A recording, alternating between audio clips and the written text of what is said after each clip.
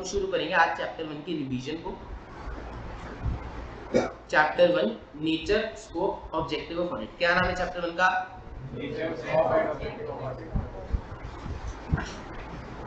Chapter 1 का master.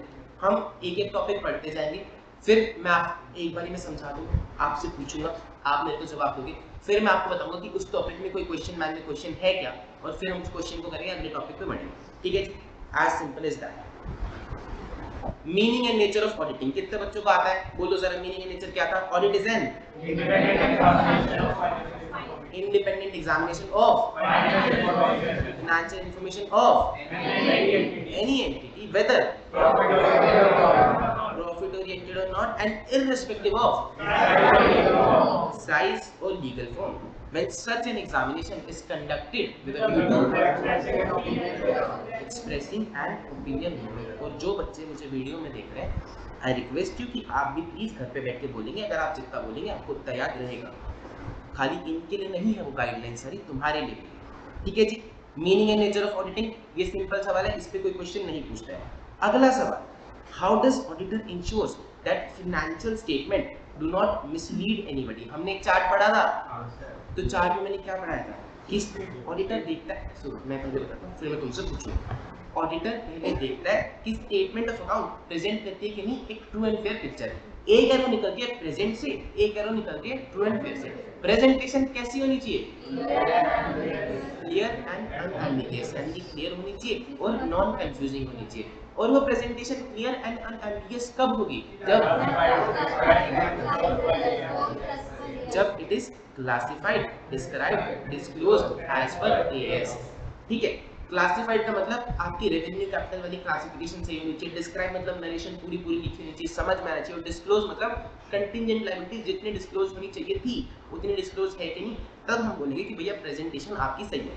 True and fair से क्या निकल रही थी कि अकाउंट्स कैसे बने होने चाहिए? एंट्रीज के हिसाब से बनानी चाहिए, विद रेफरेंस टू एंट्रीज। और एंट्रीज सारी कैसी होनी चाहिए? सारी कैसी होनी चाहिए? सारी और सही सही। सारी बोले तो नन शुड बी ओमिटेड, और सही सही बोले तो sufficient and appropriate audit evidence. ये रिवीजन वीडियोस वाला फॉर्मेट इस तरह से कोई नहीं टीचर फॉलो करता है। मैं बता रहा हूँ कि कोई टीचर पूछता नहीं। क्या होता है कि टीचर आते हैं, समझाते हैं और चले जाते हैं। आप लोग जब रिवीजन वीडियोस देखोगे दोबारा फ्यूचर रेफरेंस के लिए इन रिवीजन वीडियोस को खोलोगे, तो आपको साथ साथ में बोलना, आपको चीजें याद करनी। The only purpose of revision is कि आपको कितना रिकॉल हो रहा है, प्लस में आप सेग्रीगेट कर रहे हो कि कितना आपको आ रहा है कितना नहीं आ रहा है, और जो नहीं आ रहा है उस पर टाइम दो। समझ में आई बात? तो अब जब मैं बुलवा रहा हूँ और आप नहीं बोल पा रहे हो, तो मतलब आपको ये नहीं आ रहा है, इसको मार्क करना है ताकि सेकंड रिवीजन के टाइम पे आप इस पे टाइम लगाओ, ना कि जो चीजें आ रही हैं उस पे। सही? क्या पढ़ा था? देखो जी, ऑडिटर क्या क्या चीजें देखता है? वो देखता है कि सारे अकाउंट्स एंट्रीज के हिसाब से बने हैं कि नहीं, एंट्रीज जो है सफिशिएंट एंड अप्रोप्रिएट एविडेंस के हिसाब से सपोर्टेड है कि नहीं, कोई भी एंट्री छूटी नहीं होनी चाहिए, इन्फॉर्मेशन क्लियर और अनएम्बिगियस होनी चाहिए, अकाउंटिंग स्टैंडर्ड के हिसाब से क्लासिफाइड, डिस्क्राइब और डिस्क्लोज होनी चाहिए, एंड फाइनेंशियल स्टेटमेंट्स एक true and fair picture present करते होने चाहिए अबाउट द पीएनएल यानी कि operational results and the assets and liability. Question number 13, खोलो अपनी पेज, खोलो अपनी किताब में।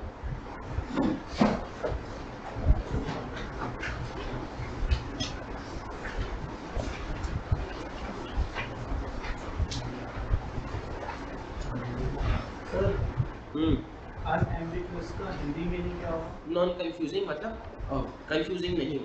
एक बार सर्च करके देख लो एग्जैक्ट हिंदी में अगर चाहिए तो।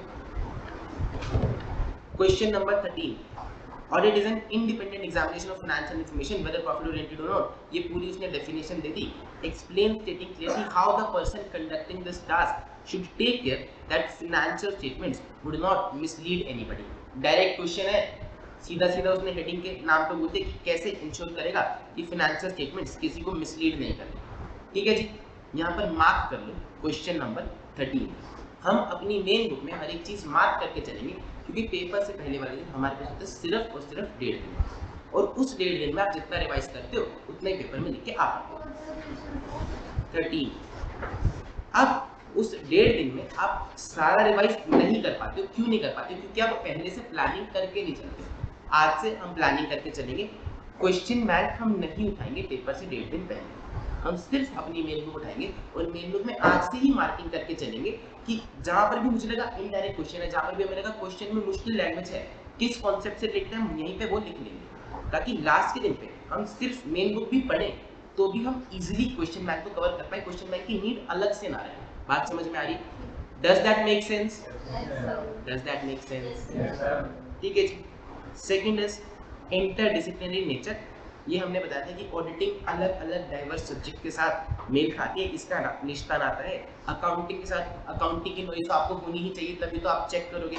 ऑडिटिंग एंड प्रोडक्शन के साथ, ताकि आप चेक कर सको cost system, marketing, business function, production, ये सारी चीजों की कैलकुलेशंस आप चेक करो, इसलिए आपको प्रोडक्शन की नॉलेज होनी चाहिए। इकोनॉमिक्स, इन्वेंट्री को कैसे वैल्यू करते हैं?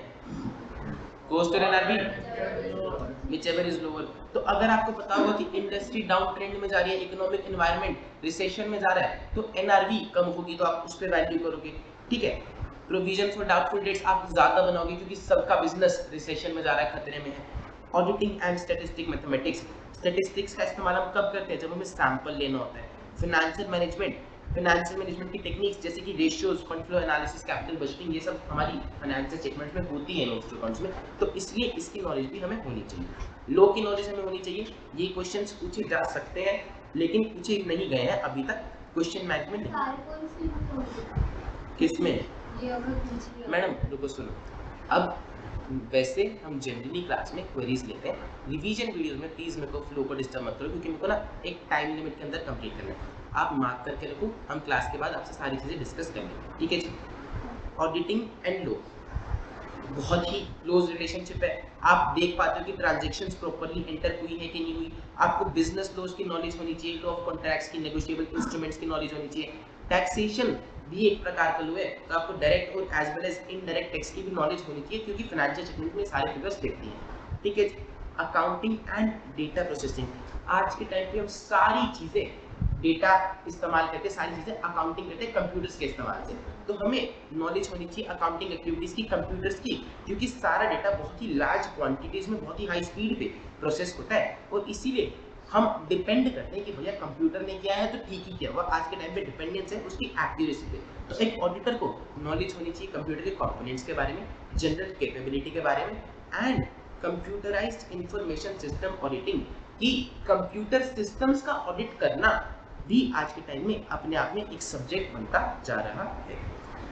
Auditing and behavioural science, knowledge of human behaviour is very very essential. हम जब जाते हैं कि सर डॉक्यूमेंट्स दे दो, सर एविडेंस दे दो, तो हमें लोगों को मनाना आना चाहिए, हमें बात करनी आनी चाहिए बिना ऑफेंड करे। Auditor is required to interact with a lot of people, और खासकर इंटरनल ऑडिटर, मैनेजमेंट ऑडिटर, उनको तो लोगों के साथ ज़्यादा डील करना पड़ता है, तो इसलिए उन्हें ह्यूमन बिहेवियर की नॉलेज होनी चाहिए। एंड लास्ट में वो कहते हैं कि आप कितने भी कंट्रोल्स डिजाइन कर लो, लेकिन अगर लोग ही अच्छे नहीं है, लोग ही समझदार नहीं है, आपको लोगों के साथ बातचीत करनी आती ही नहीं है, तो आपका कंट्रोल ऑपरेट कर ही नहीं सकता। क्या बात समझ में आती है? Next topic is objectives of audit. कितने तरह के ऑब्जेक्टिव्स ऑडिट के? कौन से दो?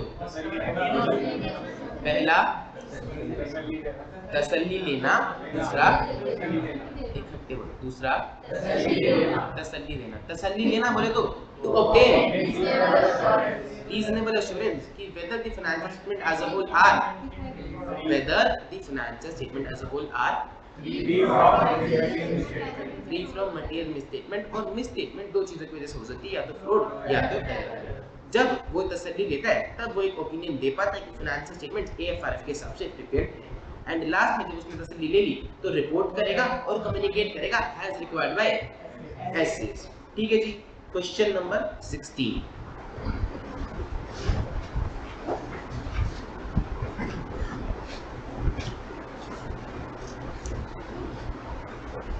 CA Jatin, auditor of JP Limited, auditor expressed his opinion on the financial statement without ascertaining as to whether the financial statement as a whole are free from material misstatement. Explain with respect to essay 200। ये कह रहा है कि auditor ने opinion दे दी without obtaining कि भैया financial statement as a whole free from material misstatement है कि नहीं। तो पहला ऑब्जेक्टिव क्या था? तसल्ली लेना, तो उसको पहले तसल्ली लेनी चाहिए थी कि एक्चुअल में financial statement free from material misstatement थी कि नहीं थी, ठीक है। दूसरा क्वेश्चन इसको दूसरी प्रकार से किस तरह से पूछा है? Mister Z, auditor of the company different capable limited, for the financial year this explain to the team member about the objectives of an independent auditor explain those objectives। यहाँ पर उसने सीधा सीधा पूछ लिया कि objectives को बताओ, ठीक है जी। तो यहाँ पर आप objectives बता दोगे। एक बच्चे बहुत दुखी रहते हैं कि सर प्रेजेंटेशन प्रेजेंटेशन प्रेजेंटेशन, तो मैं आपको एक चीज बता दे रहा हूँ, पहली क्लास से लेके आखिरी क्लास सीए फाइनल की आखिरी क्लास तक एक ही चीज है जो प्रेजेंटेशन है, कि पहले आप पूरा का पूरा प्रोविजन लिखते हो जो किताब में लिखा है, तो अब यहाँ पर आप पूरे के पूरे ऑब्जेक्टिव्स लिखोगे ऐसे के ऐसा, फिर आप लिखोगे फैक्ट ऑफ द केस कि क्वेश्चन में क्या बना था। फैक्ट ऑफ द केस की लैंग्वेज आप कॉपी करोगे क्वेश्चन में से ही, दो चार शब्दों को चेंज करोगे, एंड लास्ट में आप लिखोगे 1 से 2 लाइन का कंक्लूजन और उसकी लैंग्वेज भी आप क्वेश्चन में से कॉपी करोगे, ठीक है जी। इतनी ही प्रेजेंटेशन होती है। आप अगर नहीं पढ़ रहे हो, प्रोविजन नहीं आता है, तो उसको प्रेजेंटेशन के पीछे छुपाने की जरूरत नहीं है, सीधा सीधा बोलो नहीं आता प्रोविजन है। फैक्ट ऑफ द केस और कंक्लूजन का टोटल मिला के 1 नंबर मिलता है, तब अगर आपने ऊपर का प्रोविजन सही लिखा हो तो। अगर आपने प्रोविजन सही नहीं लिखा है तो इनका कोई नंबर नहीं है। अगर आपने प्रोविजन सही लिखा है और fact of the case conclusion नहीं लिखा है तो भी इनका नंबर कट जाएगा, 1 नंबर इनका कट जाएगा, सही है। तो ये एडिशनल कॉम्प्लीमेंट्री नंबर देता है, इनके अलग से कोई नंबर नहीं है। सिर्फ फैक्ट ऑफ द केस सिर्फ कंक्लूजन के कोई नंबर नहीं है, प्रोविजन होगा सही होगा तो इनके नंबर है, अगर सिर्फ प्रोविजन होगा तो इनका नंबर कट जाएगा पर अलग से मिलेगा नहीं। बात समझ में आई? फैक्ट ऑफ द केस और कंक्लूजन किन क्वेश्चंस में लिखना है? जहां भी आपको लगता है कि उसने कहानी सुनाई है और कहानी के हिसाब से कुछ क्वेश्चन पूछा है। बहुत सारे क्वेश्चंस में वो क्या करता है, कहानी सुना देगा कुछ और, क्वेश्चन पूछेगा कुछ और डायरेक्ट, तो वहां जरूरत नहीं है fact of the case conclusion लिखने की। जहां भी आपको लगता है कहानी में से कुछ पूछा है तो आपको fact of the case conclusion बताना, ठीक है जी। तो यहाँ पर इसने एक्सप्लेन कर दिया, फैक्ट ऑफ द केस बता रहा है ECA जतिन ने एक्सप्रेस कर दी opinion without obtaining reasonable assurance. क्या पूरी लैंग्वेज क्वेश्चन में से कॉपीड है? यस, ठीक है जी। फिर लास्ट में conclusion therefore it can be conclude कि उसने ऑब्जेक्टिव्स के साथ कंप्लाई नहीं किया, सही है जी, एक लाइन का कंक्लूजन। फिर है क्वेश्चन नंबर 18, देखो जरा, explain the objectives of audit as per listed दोस्तों। क्या यहाँ पर fact of the case conclusion लिखोगे क्या? सीधा सीधा डायरेक्ट क्वेश्चन, ठीक है जी। तो यहाँ पर मार्क कर लो चाहे तो क्वेश्चन नंबर 16 और question number 18,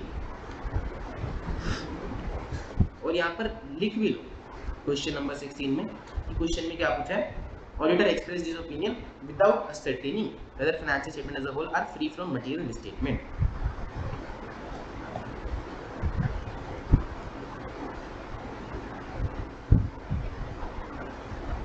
Auditor expressed his opinion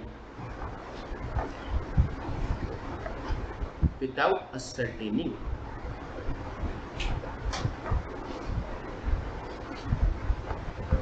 whether financial statement as a whole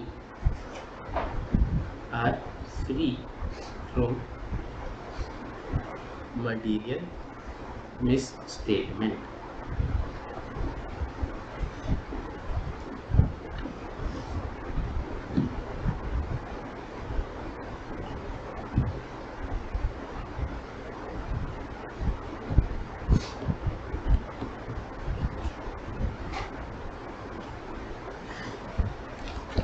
आपकी क्वेश्चन बैंक में भी हर चैप्टर से पहले एक इस तरह का पेज है जो कि खाली छोड़ रखा है।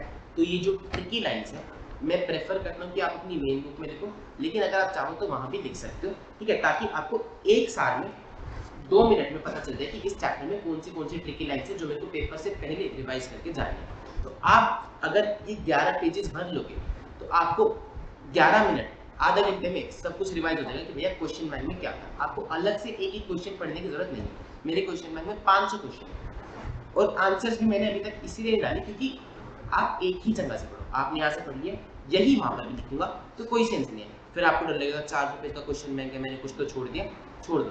क्वेश्चन बैंक अपने को पढ़ना ही नहीं है, हम यहीं पे मार्किंग करके चलेंगे। अब जिस दिन आप पेपर से पहले रिवाइज करोगे, उठाओगे, आपको दिखेगा कि भैया आपको दिखेगा कि मैंने ये फलानी लाइन लिख रखी है, तो क्वेश्चन में यही ट्रिकी लाइन थी, इसके अलावा कुछ नहीं है इस कॉन्सेप्ट में से। ठीक है जी, समझ में आ रहा है? पैटर्न ठीक है, किसी को कोई डाउट दिक्कत परेशानी इस पैटर्न से?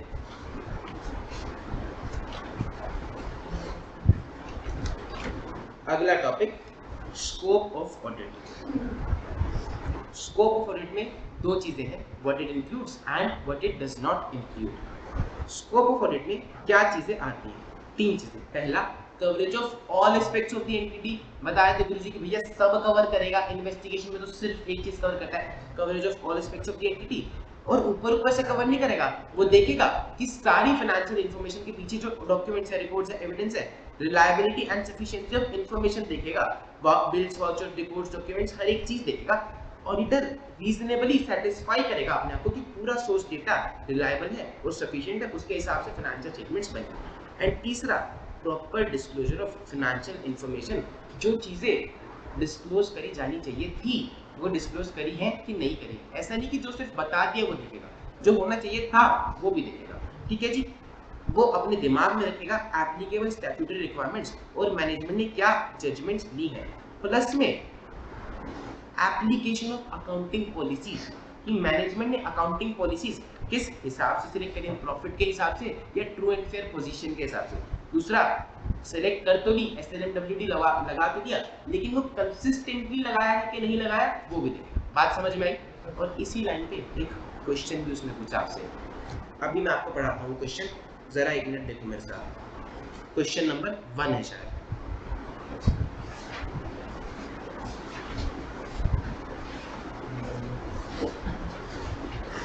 Choosing of appropriate accounting policies in relation to accounting issues is the responsibility of management. Policy कौन चूज करता है जी?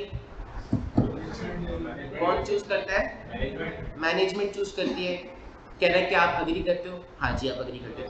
फिर कह रहा है ऑडिटर की क्या ड्यूटी है अकाउंटिंग पॉलिसीज को लेके? क्या ड्यूटी है? इवैल्यूएट करेगा सिलेक्शन एंड कंसिस्टेंट एप्लीकेशन। ठीक है, अब आपको पता चला कि सर क्वेश्चन में तो सिर्फ एक लाइन का रेफरेंस है, तो प्रोविजन पूरा लिखोगे कि एक लाइन का लिखोगे? पूरा लिखना पड़ेगा। पूरा लिखना पड़ेगा। ठीक है जी, तीनों के तीनों पॉइंट आएंगे।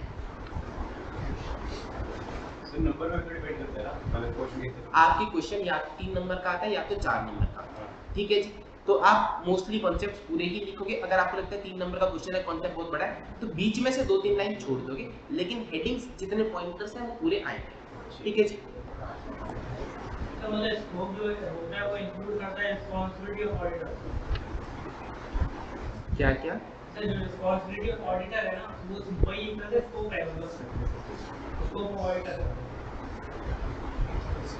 बाद में पूछना छोड़ो, सुनो ये क्या कह रहा है, discuss the duty of auditor. Question में क्या पूछा है, लिख लो मेरे साथ, discuss the duty of auditor in relation to accounting policies.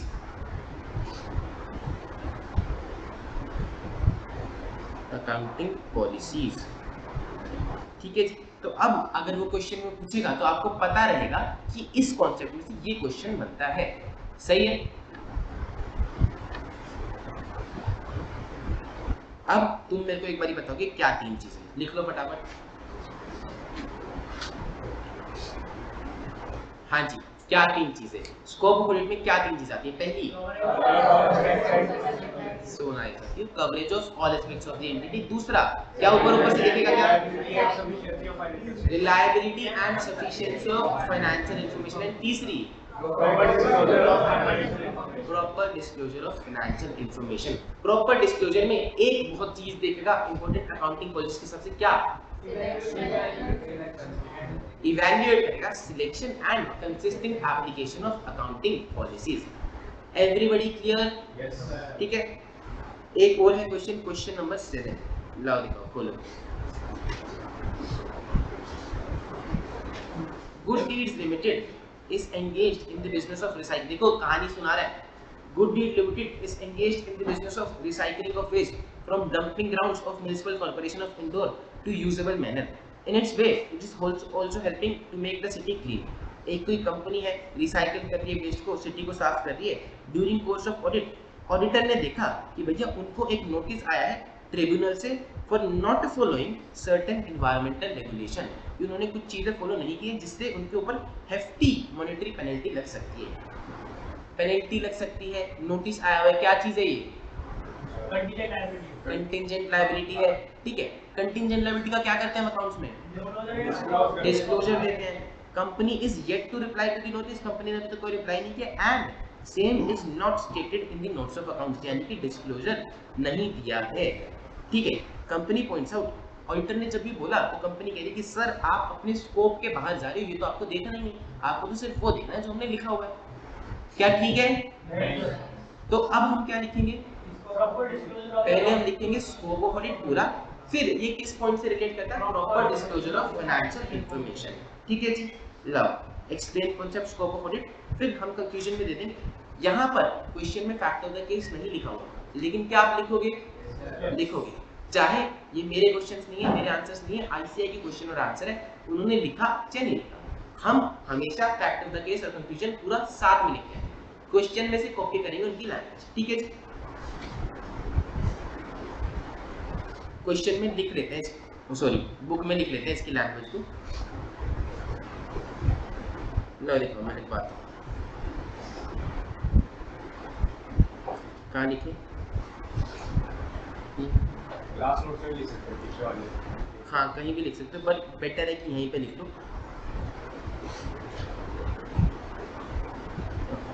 यहाँ लिख लो, नीचे लिख लो, पीछे अगले पेज पे लिख लो, यहाँ लिख लो। और हो सके तो स्टिकी नोट्स ले आना और यहीं पे चिपका लेना जहाँ जहाँ, बस स्टिकी नोट्स वैसे वाले ना जो उतर नहीं जाते इजीली, तो पेपर तक आपको बस सारे स्टिकी नोट्स उतर के घूम कर। ठीक है, या तो बुक में लिख लो, स्टिकी नोट्स नहीं प्रेफर करते हो तो अदरवाइज स्टिकी नोट्स ले आना। Question number 7, company has received a notice for not following environmental regulations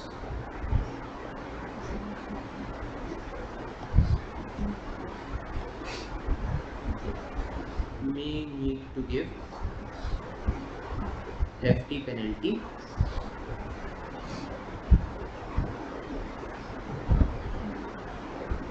no disclosure provided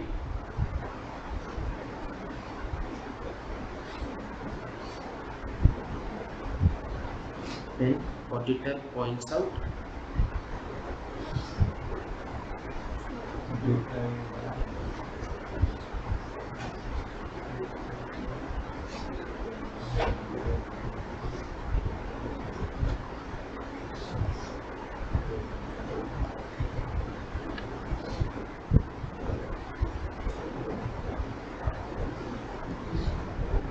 लिख लिया। हाँ जी, गिव के बाद क्या लिखा? इसके बाद गिव के बाद may need to give hefty penalty, मतलब अच्छी खासी पेनल्टी देनी पड़ सकती है।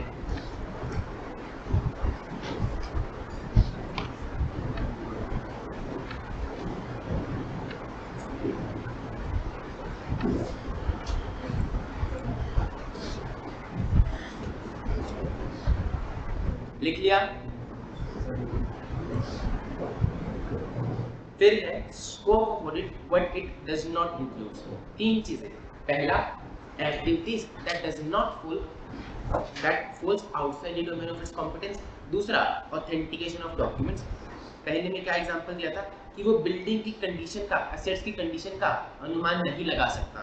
ठीक है जी, दूसरे में डॉक्यूमेंट्स की जेन्युइननेस वो पता नहीं लगा सकता, हम उस फील्ड के एक्सपर्ट नहीं है और हमारे पास कोई लीगल पावर नहीं है, हम रिपोर्ट स्टेटमेंट्स नहीं कर सकते, गीता पे हाथ रख के कसम नहीं दिलवा सकते, विटनेस अनोथ नहीं कर सकते, तो इसीलिए ऑफिशियल इन्वेस्टिगेशन भी नहीं है। ये तीन चीजें ऑडिट के स्कोप में नहीं आती। पढ़ो एक बार, अभी मैं पूछता हूँ क्या तीन चीजें? पहला outside the domain of its competence, दूसरा authentication of documents, not an expert in authenticated documents, not genuineness नहीं पकड़ सकता है, तीसरा नॉट एन ऑफिशियल इन्वेस्टिगेशन। ठीक है जी, question number 6,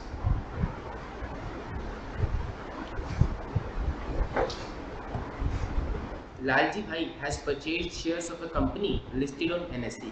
Audited financial statement of company provide picture of healthy financial performance, having robust turnover, low debt and good profits. On the above basis, he is absolutely satisfied कि जो पैसा उसने share market में invest करा है उसका खोने का तो कोई चांसेस नहीं है, क्योंकि ऑडिटेड रिजल्ट्स है, तो do audited results and audit reports of the company provide such assurance to investors like Lalji भाई? क्या हम अपनी इंश्योरेंस में बताते हैं कि भैया तेरा पैसा डूबेगा कि नहीं डूबेगा? नहीं बताते। तो क्या ये हमारी कॉम्पिटेंस का पार्ट है? नहीं है। It falls outside the domain of our competence. ठीक है, तो आप लिखोगे कि scope but it does not include, it falls outside the domain of its competence. Auditor does not provide assurance to investor in shares regarding safety of his money. ये चीज हम नहीं करते हैं। Share price of securities are affected by a range of factor. Hence Lalji भाई सही नहीं। ठीक है जी, इसमें भी fact of the case question में नहीं लिखा हुआ है, लेकिन आप लिखोगे क्या? Every time you need to write a fact of the case.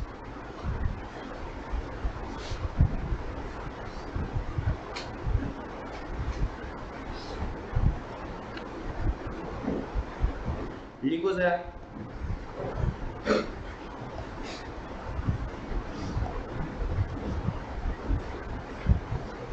Question number 6,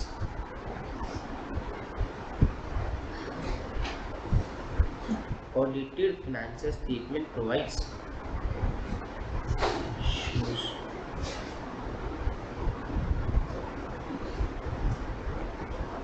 good picture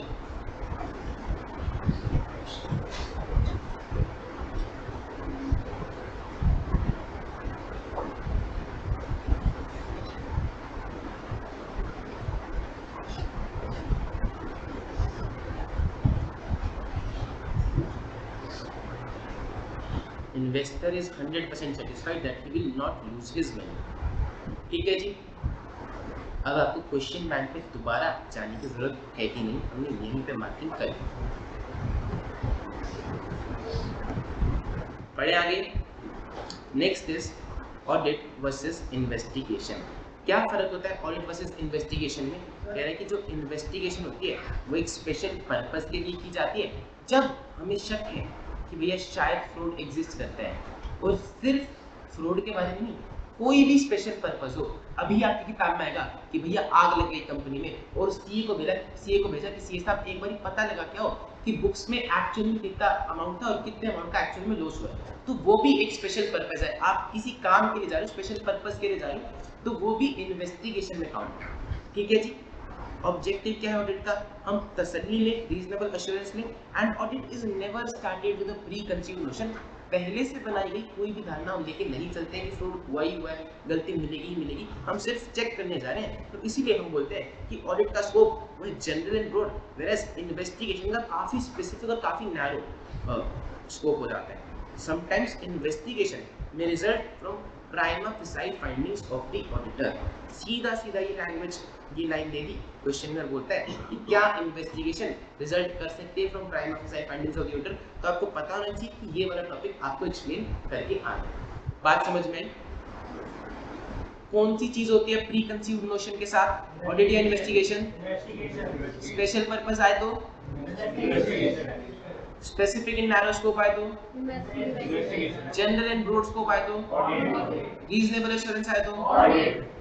and एक लाइन को आप जरूर ध्यान रखोगे कि investigation can result from prima facie findings of the auditor. की ऑडिटर ने बताया कि सर यहाँ पर कुछ गलत लग रहा है, कुछ तो गड़बड़ी है, तो अंबानी जी इन्वेस्टिगेशन करा सकते हैं उस डिपार्टमेंट में, पता लगाओ कि क्या गड़बड़ी।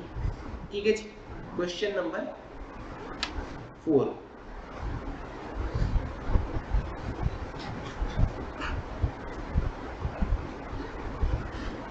कह रहा है एक चार्टर्ड अकाउंटेंट को स्पेसिफिकली बुलाया गया तो चेक दी अकाउंट्स की सर फ्रॉड एग्जिस्ट करता है क्या? तो रीजंस के साथ बताओ, क्या ये एक रीजनेबल एश्योरेंस का एग्जांपल है? उसको स्पेसिफिक पर्पस के लिए बुलाया गया कि फ्रॉड है क्या? तो ये क्या है? इन्वेस्टिगेशन। आप क्या लिखोगे? आप पूरा लिखोगे। इसने क्या लिख रखा है? एश्योरेंस एंगेजमेंट लिख रखा है। इसने बता रखा है कि रीजनेबल एश्योरेंस क्या होती है। देखो, whether it is an example of reasonable assurance engagement. तो ये पहले बता रहे कि रीजनेबल एश्योरेंस एंगेजमेंट क्या होती है, और ऑडिट का ऑब्जेक्टिव है रीजनेबल एश्योरेंस देना। फिर वो बता रहे हैं कि इन्वेस्टिगेशन क्या होती है। Investigation is a critical examination, एक स्पेशल पर्पस के लिए जहां पर फ्रॉड आपने सस्पेक्ट किया। ठीक है जी, इसने अपनी लैंग्वेज में लिख रखा है। आप अगर चाहो तो ऑडिट वर्सेस इन्वेस्टिगेशन भी प्रॉपर लिख के आ सकते हो। फैक्ट ऑफ द केस और कंक्लूजन आप देते हैं। सही है? Fact of the case, in case CA is specifically asked to check accounts, question ले रखा पूरा का पूरा, and it is not a reasonable assurance, it is in the nature of investigation. Everybody clear? कोई ना दिक्कत परेशानी? ये लिख ही लेते हैं आप।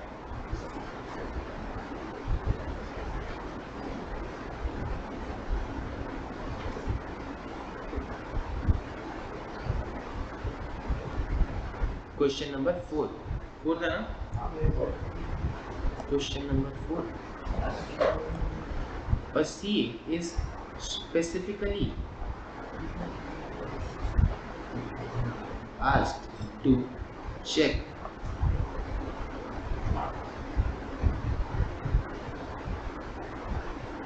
whether fraud exists. ठीक है, तो एक CA को स्पेसिफिकली बताया गया कि फ्रॉड एग्जिस्ट करते नहीं, तो ये यहाँ से उठाया गया, आप बता सकते हैं।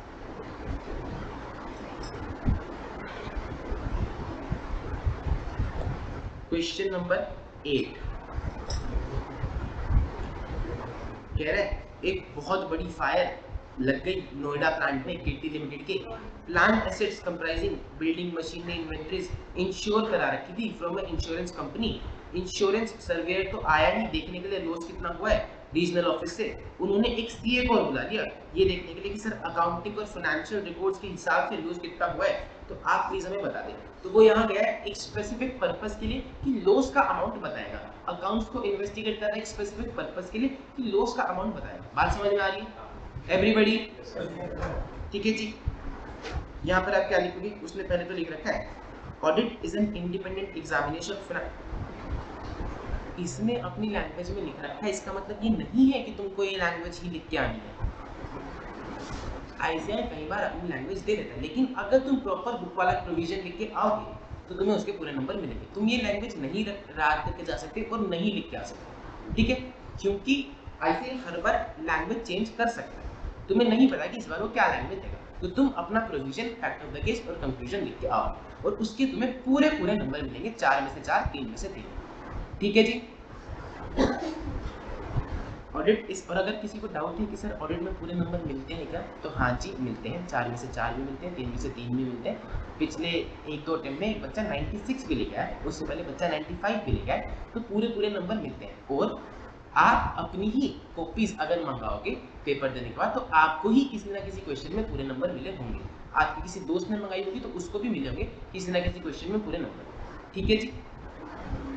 An audit is an independent examination, चाहे प्रॉफिट ओरिएंटेड और नॉट, ये उसने पूरी डेफिनेशन दे दी। फिर वो कह रहा है ऑडिट कोई इन्वेस्टिगेशन नहीं है, इन्वेस्टिगेशन अलग होती है।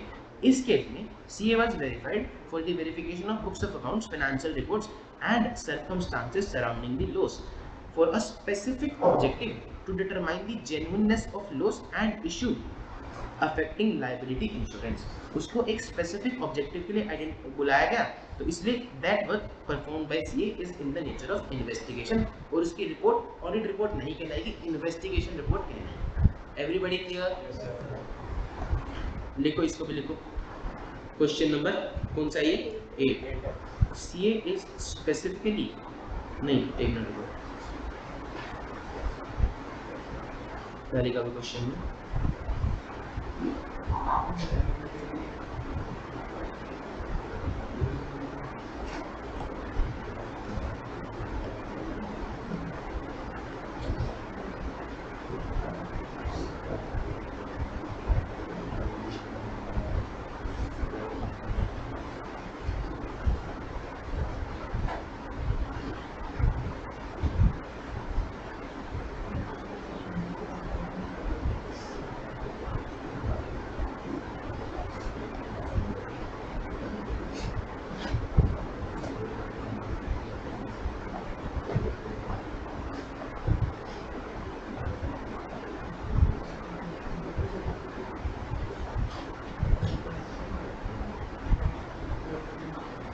company appointed a CA for verification of books and circumstances surrounding loss from fire। ठीक है जी।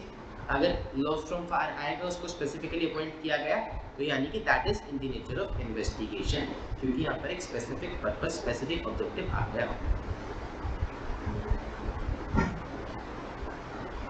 Next is question number 17।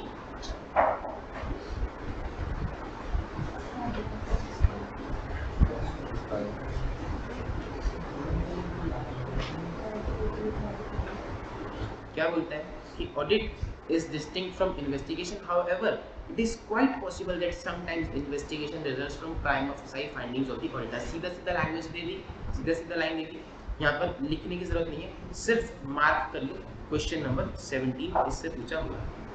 ठीक है जी,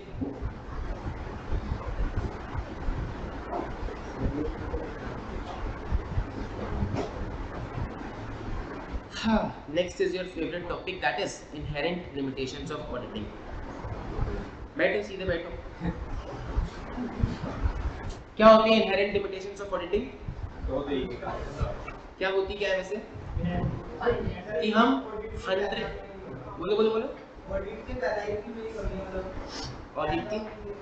ऑडिट के नेचर में ही कुछ कमियां हैं जिसकी वजह से 100% एश्योरेंस नहीं दी जा सकती। बात समझ में? इनहेरेंट लिमिटेशंस की हम एब्सोल्यूट की जगह रीजनेबल क्यों देते हैं? क्योंकि there are some inherent limitations to auditing. Clear? हो जाओ सीधे बोलो, कैसे बोला था, कैसे याद किया था हमने इनहेरेंट लिमिटेशंस को? करो करो, हाथ ऊपर करो। मेहंदी लगाई हुई है? नहीं लगाई हुई? लगाइए, उसके बाद भी हो जाएंगे। कर लो ऊपर। क्या था? कुछ कमियां हैं और कुछ कमियां हैं हाई एनर्जी। दोबारा से, कुछ कमियां हैं अकाउंटिंग की प्रोसेस में और कुछ कमियां हैं, इसको इंग्लिश में क्या बोलोगे? Nature of financial reporting. इसको क्या बोलोगे? Nature of audit procedure. ठीक है जी, कुछ कमियां हैं अकाउंटिंग की प्रोसेस में और कुछ कमियां हैं ऑडिटिंग की प्रोसेस में। अकाउंटिंग की प्रोसेस में कौन सी दो कमियां? पहली जजमेंट बाय मैनेजमेंट, और इसके साथ क्या लिखा था? सब्जेक्टिव डिसीजन की सर प्रोविजन कितना लेना है, 5% 10%, ये तो मैनेजमेंट ही बताएगी। सर किस पे प्रोविजन बनाना है वो मैनेजमेंट ही डिसाइड करती है। दूसरा, कंट्रोल्स में नॉट हैव बीन ऑपरेटेड, हो सकता है कि साल भर में कंट्रोल्स ऑपरेट ना किए हो। दो कमियां थी अकाउंटिंग की प्रोसेस में, तीन कमियां हैं ऑडिटिंग की प्रोसेस में। पहला practical limitations, practical and legal limitation. Practical के नीचे ब्रैकेट में क्या था? टेस्ट सैंपल ओनली, कि भैया वो सैंपल बेसिस पे ही चेक कर सकता है, 100% चेक करना पॉसिबल नहीं है, या तो कॉस्ट बढ़ जाएगी या टाइम बहुत ज्यादा लग जाएगा। सुनाई थी कहानी? ठीक है जी। फिर लीगल लिमिटेशंस,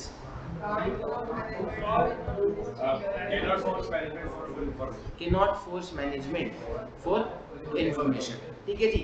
प्रैक्टिकल से एक एरो निकल रही थी, छोड़ो प्रैक्टिकल एंड लीगल लिमिटेशन। फिर दूसरा क्या था? फ्रॉड एंड फैब्रिकेटेड डॉक्यूमेंट्स, कि फ्रॉड किया होगा तो may be done by carefully organised and sophisticated schemes and fabricated documents, कि sir auditor is not an expert in authenticating genuineness of documents, उन नहीं पता लगा पाएगा कि डॉक्यूमेंट झूठा है कि सच्चा है। तीसरा, ट्रांजैक्शन विद रिलेटेड पार्टीज, कि अगर वो हमें बताएंगे ही नहीं कि कौन कौन उनकी रिलेटेड पार्टीज हैं तो हम नहीं पता लगा पाएंगे कि वो ट्रांजैक्शन जो है एक्चुअल में आर्म्स लेंथ प्राइस पे हुई है कि नहीं। Everybody clear? ठीक है जी। प्रैक्टिकल से एक एरो निकल रही थी दो हिस्सों में, timeliness of financial reporting and decrease in relevance of information over time. Legal से एक एरो निकल रही थी, not in the nature of investigation and घड़ी के साथ। ठीक है, एक बार जरा बिना लिखे बता दो, इनहेरेंट लिमिटेशंस ऑफ ऑडिटिंग। हो जाओ सीधे बोलो एवरीबॉडी, जल्दी भाई जल्दी। क्या है? शुरू करो। कुछ कमियां हैं, कुछ कमियां हैं अकाउंटिंग की प्रोसेस में। कौन सी? जजमेंट्स बाय मैनेजमेंट, कंट्रोल्स में not have been operated. Auditing की प्रोसेस में कौन सी? पहली practical and legal limitations. Practical के नीचे क्या था? Test samples only. लीगल के नीचे क्या था? Cannot force management for information. उसके बाद दूसरा, फ्रॉड एंड फैब्रिकेटेड डॉक्यूमेंट्स। तीसरा, ट्रांजैक्शन विद रिलेटेड पार्टीज। जिन बच्चों को याद नहीं आ रहा डोंट वरी, सुन के याद आएगा, दोबारा से घर जाके देखोगे याद आएगा, है ना? डरने की जरूरत नहीं कि मुझे तो याद नहीं आ रहा, बाकी क्लास बोल रही है, आपको भी याद आएगा। क्वेश्चन नंबर 5,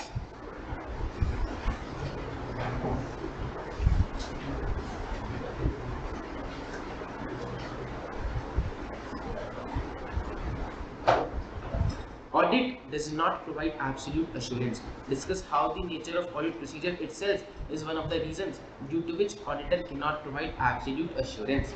क्या बोल रहा है? Auditor 100% assurance नहीं दे सकता. कौन से वाला पूछ रहा है?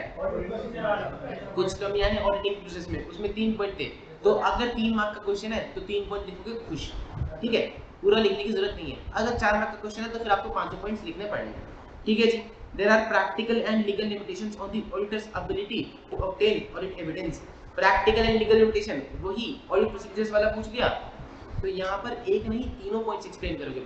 Practical legal limitation, fraud fabricated documents, transaction with related parties. ठीक है जी. किसी को कोई लड़ने तक परेशानी? क्वेश्चन 5 डायरेक्ट क्वेश्चन था, लिखने की जरूरत नहीं है. फिर है क्वेश्चन 15.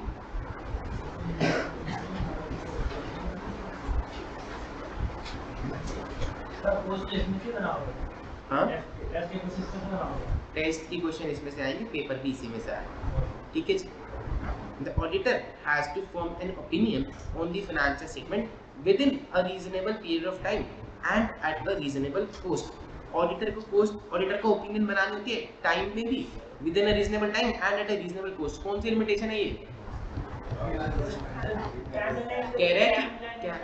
कह रहा है कि ऑडिटर को ना एक टाइम के अंदर ओपिनियन बनानी चाहिए और कोस्ट भी बहुत ज्यादा न लग जाए, इसका भी ध्यान रखना होता है. कौन सा पॉइंट था?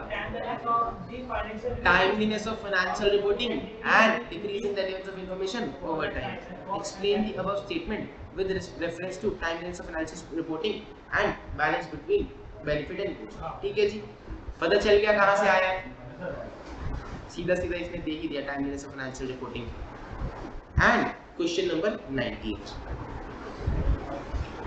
Auditor is not expected to and cannot reduce audit risk to zero and therefore cannot obtain assurance that financial statements as a whole are free from material misstatement due to fraud or error. This is because there are inherent limitations of audit explained. सीधा पूछ लिया. ठीक है जी.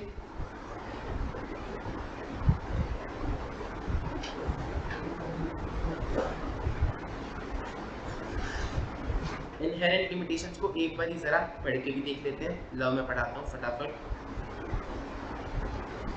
Question number 5, 15 और 19. 5, 15 and 19. Question 5, 15 and 19. ठीक है जी.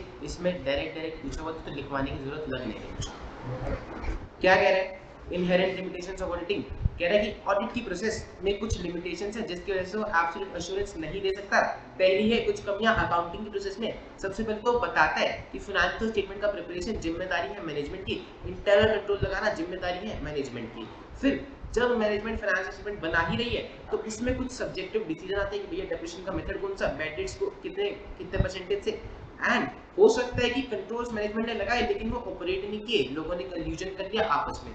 तो कंट्रोल्स ऑपरेट नहीं किए होंगे तो फाइनेंशियल स्टेटमेंट सही नहीं बनी होंगी. ठीक है जी. इसीलिए ऑडिटर एब्सोल्यूट एश्योरेंस नहीं दे सकता. फिर खाली अकाउंटिंग की प्रोसेस में नहीं, कुछ कमियां ऑडिटिंग की प्रोसेस में भी है. पहली, there are practical and legal limitation. Practical limitation मतलब उसको सिर्फ सैंपल्स टेस्ट करने पड़ेंगे. लीगल लिमिटेशन मतलब उसके पास कोई पावर नहीं है, he can not force the management to provide complete information. उसको जितनी इंफॉर्मेशन दी जाएगी वो उस पर रिपोर्ट करेगा. बात समझ में आ रही है? बहुत फास्ट लग रहा है क्या? समझ में आ रहा है ना? ठीक है. रिवीजन वीडियो के हिसाब से तो स्पीड अपने को बनाते चलनी पड़ेगी. डिसऑनेस्ट पीपल हो सकते हैं वो फ्रॉड में इन्वॉल्व हो. और फ्रॉड का मतलब है carefully organised and sophisticated schemes. तो ऑडिटर के लिए वो पकड़ना बहुत मुश्किल हो जाता है. दूसरा, फैब्रिकेटेड डॉक्यूमेंट्स. तो हम ऑथेंटिकेशन में एक्सपर्ट नहीं है, डॉक्यूमेंट्स जेन्युइन है कि नहीं हमको नहीं पता, तो इसीलिए भी लिमिटेशन आ जाती है. हम 100% गारंटी नहीं दे सकते. एंड लास्ट में, transaction with related parties. Entity ने रिलेटेड पार्टी के साथ ट्रांजैक्शन करी और हो सकता है खाली पेपर ट्रांजैक्शन थी, तो हम पकड़ नहीं पाएंगे क्योंकि हमें पता ही नहीं. ऑडिटर में not be aware of such related party relationship. अगर उसने डिस्क्लोज नहीं करी तो हमें पता नहीं चलेगा. फिर not in the nature of investigation. हमारे पास कोई पावर नहीं है, हम इन्वेस्टिगेशन नहीं कर रहे, तो इसीलिए भी हम 100% एश्योरेंस नहीं दे सकते. And timeliness of financial reporting की जैसे जैसे वक्त निकलता जाता है वैसे वैसे इंफॉर्मेशन का रेलेवेंस कम होता जाता है, इसलिए एक बैलेंस चेक करना पड़ता है और इसीलिए वो सैंपल बेसिस पे चेक करता है, जल्दी चेक करके रिपोर्ट देता है। फ्यूचर इवेंट्स की कल को कुछ तो ऐसा हो ही सकता है, फ्यूचर इवेंट्स एग्जिस्ट कर सकते हैं, कंडीशन एग्जिस्ट कर सकते हैं जो एंटिटी को एडवर्सली अफेक्ट करें। बिजनेस कल को बंद भी हो सकता है due to change in market condition and emergence of new business models. बात समझ में आई? फिर वो बोलता है what is an engagement. Engagement क्या होता है जी? एक फॉर्मल अग्रीमेंट, ठीक है। एक्सटर्नल ऑडिट एंगेजमेंट के बारे में बता रहे हैं क्यों करी जाती है, ताकि हम लोगों का कॉन्फिडेंस बढ़ा सके एंड हर एक कंपनी को इंडिया में ऑडिट करानी कंपलसरी है। इसको मार्क कर लो, एमसीक्यू में पूछा जा सकता है। Every company in India is required to get its accounts audited. Benefits of audit.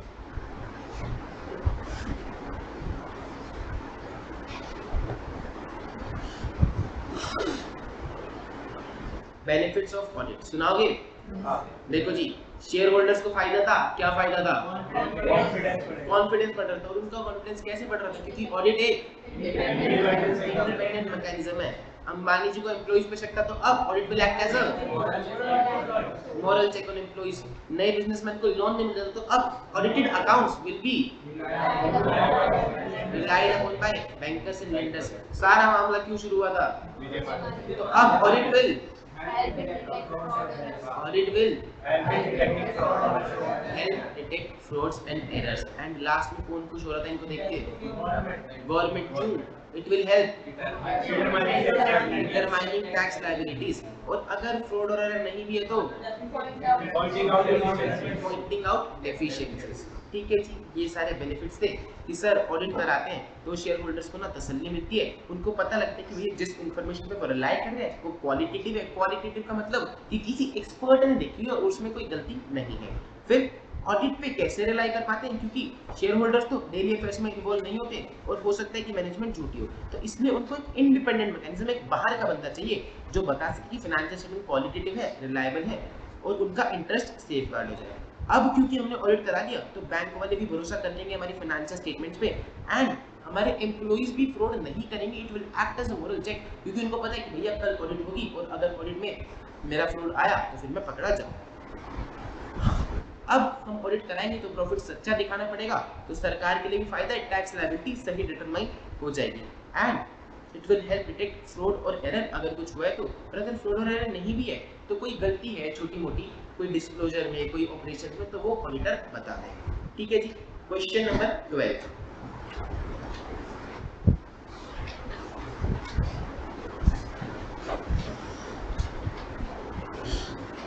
कह रहा है RAG is a proprietorship firm engaged in the manufacturing of textile and handloom products. It sells its finished good both in domestic as well as international market और company का rate turnover 30 crore का। उसने cash credit facility ले रखी है Canara bank से और उसके प्रोपराइटर को लग रहा है कि सर मेरे तो पैसे खत्म होने वाले हैं और लॉसेस चले जाएंगे। वो सीए को बोलता है कि भैया क्या मैं अपना अकाउंट ऑडिट करा लूं, क्या मेरे को कोई फायदा होगा अकाउंट ऑडिट कराने से? फिर वो कह रहा है advice regarding advantages of getting accounts audited। पूरी कहानी सुना दी अड़ंग बड़ंग एटसेट्रा एटसेट्रा। लास्ट में क्वेश्चन पूछ रहा है advice regarding advantages of audit. ठीक है जी। सिमिलरली यहाँ पे भी उसने ऐसा ही कुछ किया हुआ है, advice regarding advantages of getting accounts audited. पूरी कहानी का आपको कुछ नहीं लेना देना, लेकिन आखिरी में सेम क्वेश्चन। फिर वो कह रहे हैं कि यूटिलिटी तभी होती है फाइनेंशियल स्टेटमेंट की जब उस पर कोई रिलाई कर पाए। अब इस यूटिलिटी के अलावा और भी एडवांटेजेस हैं ऑडिट की, प्लीज एक्सप्लेन। तो सीधा सीधा आपको एडवांटेजेस ऑफ ऑडिट लिखनी है और फिर एक लाइन में fact of the case conclusion लिख देना कि ऊपर ये कहानी थी और कंक्लूजन ये है कि बेनिफिट से बहुत फायदा होता है। सही है जी। कुछ लिखने की जरूरत है? लिख लो क्वेश्चन नंबर 12 लिख लो बस वहां पे। क्वेश्चन नंबर 12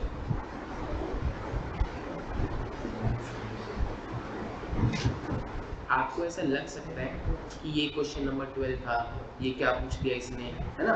रिवाइज करते जाए, but you need to have that confidence कि जो चीज़ आज पहली बार में समझ में आ रही है वो पेपर में भी आएगी।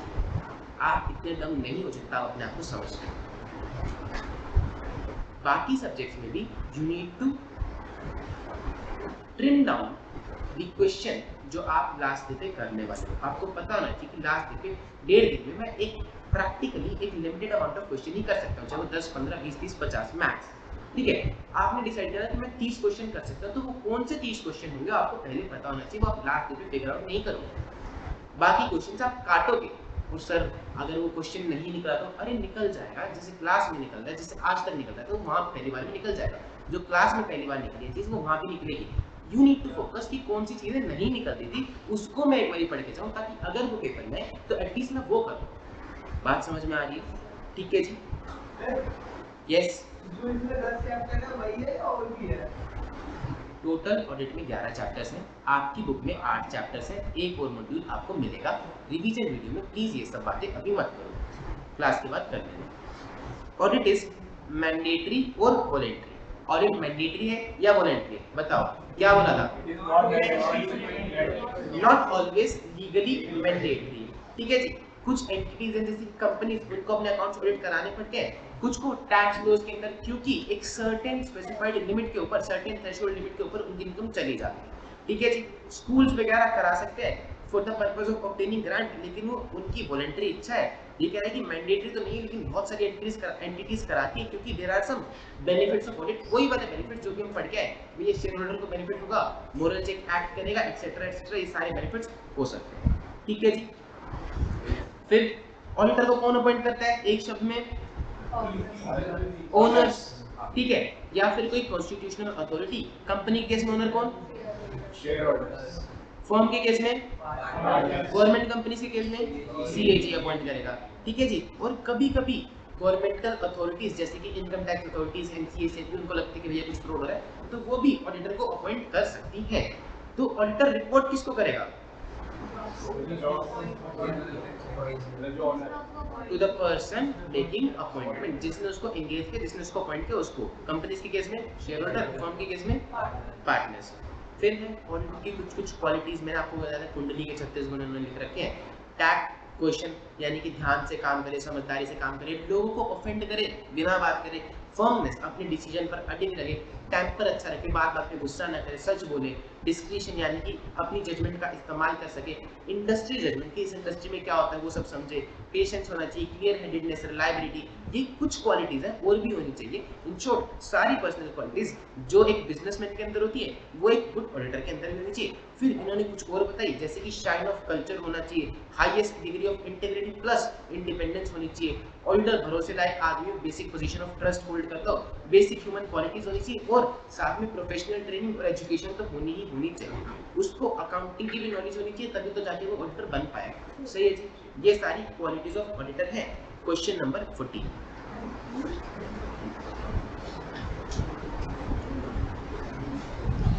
explain stating clearly the qualities of an auditor, explain stating clearly the qualities an auditor should possess। ऊपर वाली कहानी का क्या कोई रेलेवेंस है यहाँ पर? नहीं है। ठीक है, आप इसको पढ़ लेना। हालांकि इसने कुछ कुछ क्वालिटीज आपको बता रखी है कि ऑडिटर को ऑनेस्ट होना चाहिए, ठीक है, झूठ नहीं बोलना चाहिए, इंटीग्रिटी होनी चाहिए, एक्सेट्रा एक्सेट्रा। ये मैं आपको पढ़ा नहीं रहा हूँ क्योंकि ये बहुत ही ज्यादा डायरेक्ट क्वेश्चन है। Question number 14, qualities of auditor, आप सीधा सीधा एक्सप्लेन करके आ जाओ।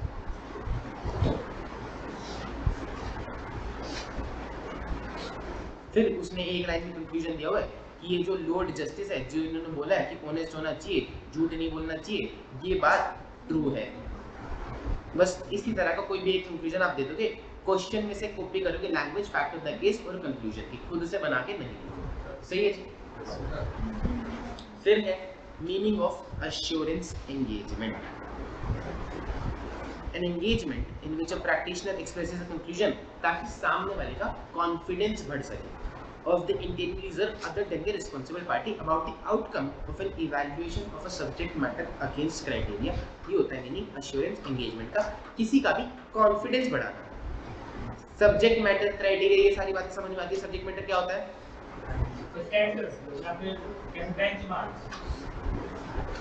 इसको देखो जरा चार्ट को, अभी मैं तुमसे सुनता हूँ elements of an assurance engagement.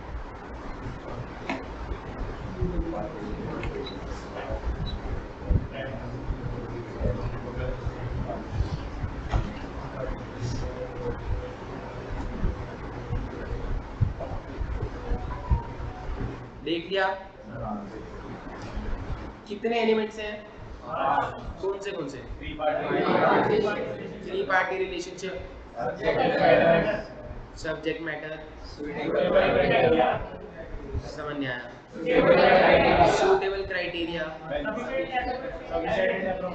sufficient and appropriate evidence, and last में written report। ठीक है जी। 5 written assurance लिखो यार। Elements of an assurance engagement, कह रहे हैं कि 3 पार्टी रिलेशनशिप होती है। एक प्रैक्टिशनर होता है, प्रैक्टिशनर मतलब वो बंदा जो प्रैक्टिस कर रहा है, यानी कि जो सामने वाले की तसल्ली कराएगा, जो अश्योरेंस देगा। एक होती है रिस्पांसिबल पार्टी, यानी कि जिसने सब्जेक्ट मैटर यानी कि फाइनेंशियल स्टेटमेंट्स बनाया है, जिसके ऊपर हमें अश्योरेंस देनी है। एंड लास्ट में इंटेंडेड यूजर्स, जिसके लिए हम ये रिपोर्ट दे रहे हैं। बात समझ में आई? अप्रोप्रिएट सब्जेक्ट मैटर यानी कि जिस भी इंफॉर्मेशन को हमें एग्जामिन करना है। एग्जांपल है फाइनेंशियल स्टेटमेंट्स। मैंने आपको बताया था कि अश्योरेंस, प्रैक्टिशनर और सब्जेक्ट मैटर क्यों लिखा गया है, क्योंकि ब्रॉडर टर्म में आपको समझा रहा है कि हम तो अश्योरेंस ले सकते हैं बिल्डिंग के बारे में कि बिल्डिंग फायर प्रूफ है कि नहीं, हम किसी भी चीज़ के बारे में अश्योरेंस ले सकते हैं। तो बाहर से बंदा आएगा, उसको हम प्रैक्टिशनर बोलेंगे, जो भी चीज़ वो चेक करेगा उसको सब्जेक्ट मैटर बोलेंगे, फिर वो एक रिपोर्ट देगा हमको एविडेंस इकट्ठा करने के बाद। सूटेबल क्राइटेरिया यानी कि बेंचमार्क, यानी कि जिस चीज़ से हम कंपेयर करते हैं। ऑडिटिंग में हम एसटीएस के हिसाब से करते हैं, अकाउंट्स हम एएस के हिसाब से बनाते हैं। इस तरह से फायर इंजीनियर अपने स्टैंडर्ड्स के हिसाब से बिल्डिंग को चेक करेगा। तो this refers to benchmark used to evaluate subject matter like standard guidance, laws, regulation and rules. फिर sufficient and appropriate evidence. Evidence हमेशा कैसा होना चाहिए? Sufficient and appropriate. सफिशिएंट का मतलब क्वांटिटी एंड अप्रोप्रिएटनेस का मतलब क्वालिटी। ठीक है, कह रहा है एक एविडेंस दूसरे से ज्यादा कंफर्ट प्रोवाइड करा सकता है, जैसे कि ओरिजिनल वर्सेस फोटोकॉपी, किस में ज्यादा कंफर्ट आएगा? ओरिजिनल में। ठीक है जी।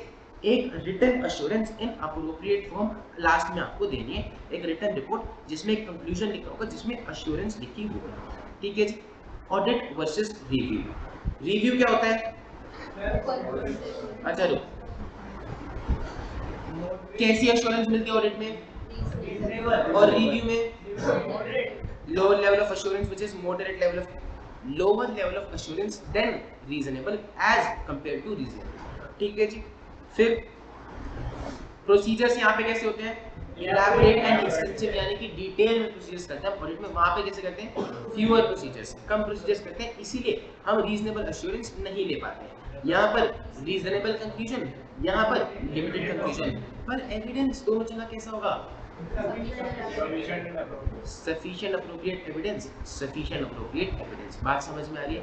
एविडेंस तो कहीं भी, चाहे रिव्यू हो चाहे कुछ भी है, जैसे ये फाइनल में हो, इंटर में हो, प्रैक्टिस में हो, हमेशा एविडेंस होगा सफिशिएंट एंड अप्रोप्रिएट। ठीक है जी।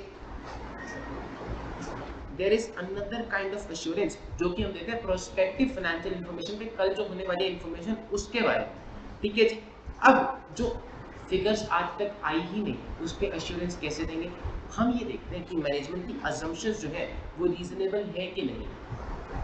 There is another kind of assurance which is related to prospective financial information and not to historical financial information.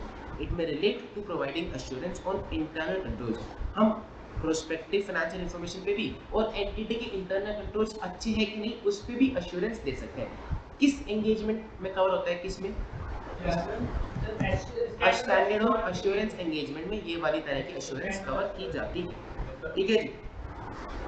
Prospective financial information based on assumptions, जो चीजें कल को हो सकती हैं। किस फॉर्म में होता है? जनरली फोरकास्ट या प्रोजेक्शन के फॉर्म में होता है। हिस्टोरिकल फाइनेंशियल इंफॉर्मेशन की डेफिनेशन दी गई है कि भैया ये इंफॉर्मेशन कौन सी होती है? पास्ट इवेंट्स वाली, वेरस प्रोस्पेक्टिव होती है फ्यूचर इवेंट्स वाली। अश्योरेंस रिपोर्ट में, प्रोस्पेक्टिव फाइनेंशियल इंफॉर्मेशन वाली अश्योरेंस रिपोर्ट में हम सफिशिएंट अप्रोप्रिएट एविडेंस देते हैं क्या? कि मैनेजमेंट की अजम्पशंस अनरीजनेबल नहीं है। बात समझ में आ रही है? Prospective financial information is properly prepared on the basis of assumptions and it is properly presented and all material assumptions are adequately disclosed. कह रहे कि पहली बात तो आपकी assumptions unreasonable नहीं होनी चाहिए। दूसरी बात, आपने जो assumptions लिए आपके financial statements उसी के हिसाब से बनने चाहिए। एंड तीसरा, सारी assumptions आपने properly disclose करके रखनी चाहिए। बात समझ में आ रही है? Prospective financial information relates to future events. और एविडेंस तो नहीं मिल सकता हमें उन अजम्पशंस को सपोर्ट करने के लिए, तो हम देख, और एविडेंस अगर मिलता भी है तो एविडेंस फ्यूचर ओरिएंटेड होता है, तो हम ओपिनियन एक्सप्रेस नहीं कर सकते, इसलिए हम एक मॉडरेट लेवल ऑफ एश्योरेंस देते हैं। Therefore in such assurance engagement practitioner एक रिपोर्ट देता है, नथिंग नॉट की लैंग्वेज देता है, nothing has come to practitioner's attention to suggest that these assumptions do not provide a reasonable basis, कि मेरी नज़र में ऐसा तो कुछ नहीं आया है जिसके बेसिस पे बोलूं कि फाइनेंशियल स्टेटमेंट सही नहीं है, रीजनेबल असम्पशन सही नहीं है, ठीक है जी। मेरी नज़र में ऐसा तो कुछ नहीं आया है, नथिंग, जिसके बेसिस पे मैं बोलूं कि फाइनेंशियल स्टेटमेंट सही नहीं है, नथिंग नॉट, सही है जी। ये लैंग्वेज कब यूज करते हैं? मॉडरेट लेवल ऑफ एश्योरेंस, कि हमने अपना पल्ला झाड़ दिया, मेरी नज़र में तो ऐसा कुछ नहीं है, बाकी मैं ठीक है ऐसा नहीं बोल रहा हूँ।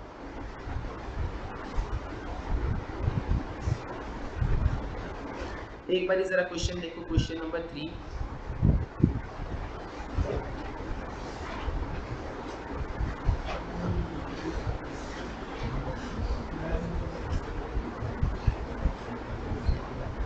An assurance engagement involves a three-party relationship. Discuss the meaning of three parties in an engagement. हमने पढ़े थे elements of assurance engagement। पहला एलिमेंट था थ्री पार्टी रिलेशनशिप, तो बस उसी के बारे में पूछा गया है कि प्रैक्टिशनर कौन है, रिस्पॉन्सिबल पार्टी कौन है, और ऑडिटर कौन है, मतलब वही मैनेजमेंट कौन है, ठीक है, शेयर होल्डर कौन है। Elements of an assurance engagement आपको यहाँ पर बता देंगे। फिर है क्वेश्चन नंबर 10।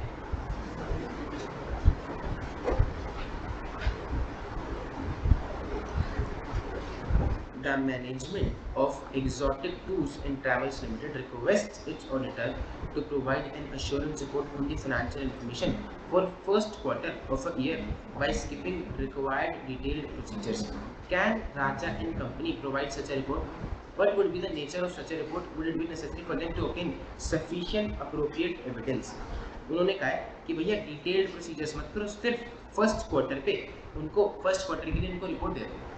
हम इंटरिम स्टेटमेंट्स पे बिना डिटेल प्रोसीजर्स के कौन सी रिपोर्ट इशू करते हैं, कौन सा काम करते हैं, रिव्यू करते हैं।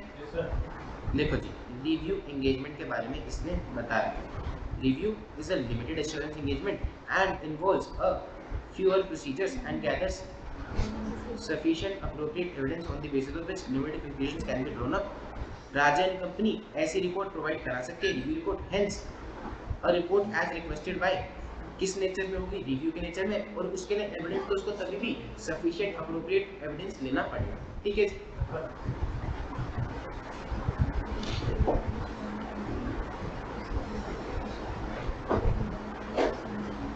इसको जरा हम लिखेंगे एक बारी, ऊपर आ जाओ।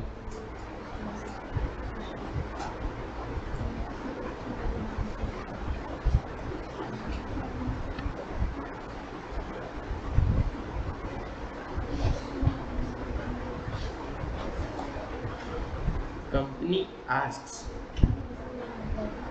ऑडिटर, बोलो मत, लिख लो यार चुपचाप।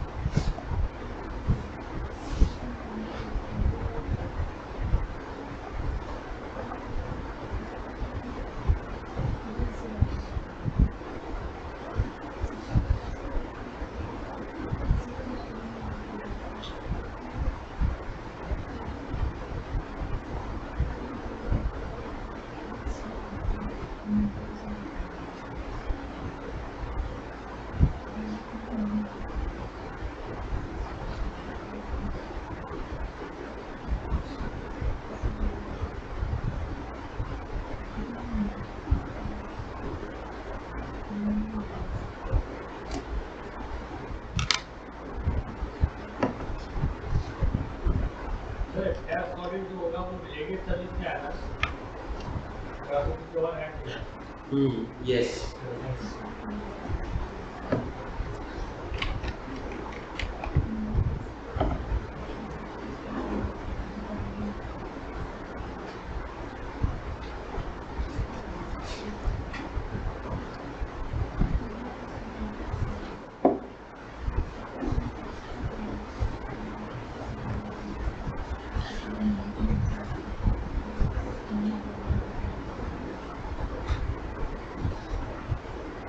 नेक्स्ट टॉपिक पढ़े। Next is engagement and quality control standards and overview. कितनी तरह के स्टैंडर्ड्स होते हैं जी?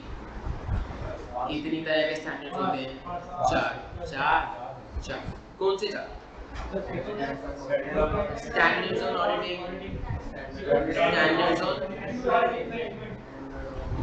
सीए को हम चार तरह की चीजें करते हैं: audit, review, assurance and related service. तो यही चार स्टैंडर्ड है: standards on auditing, standards on review, standards on assurance engagement and standards on related services. ठीक है जी, एसएस, एसआरईज, एसएईज एंड एसआरएस। ठीक है, स्टैंडर्ड ऑन रिलेटेड सर्विस यानी कि हमने जब अंबानी जी बोला कि तू पैसा फेंक के मारना मेरे को, मैं गिरे हुए पैसे भी उठाता, तो जो बोलेगा मैं करेगा। अग्रीड अपॉन प्रोसीजर्स, सही है। To information compilation engagement and other related services, जो भी हमारी इंफॉर्मेशन से रिलेटेड सर्विस हम दे सकते हैं उसको हम बोलेंगे standards on related services.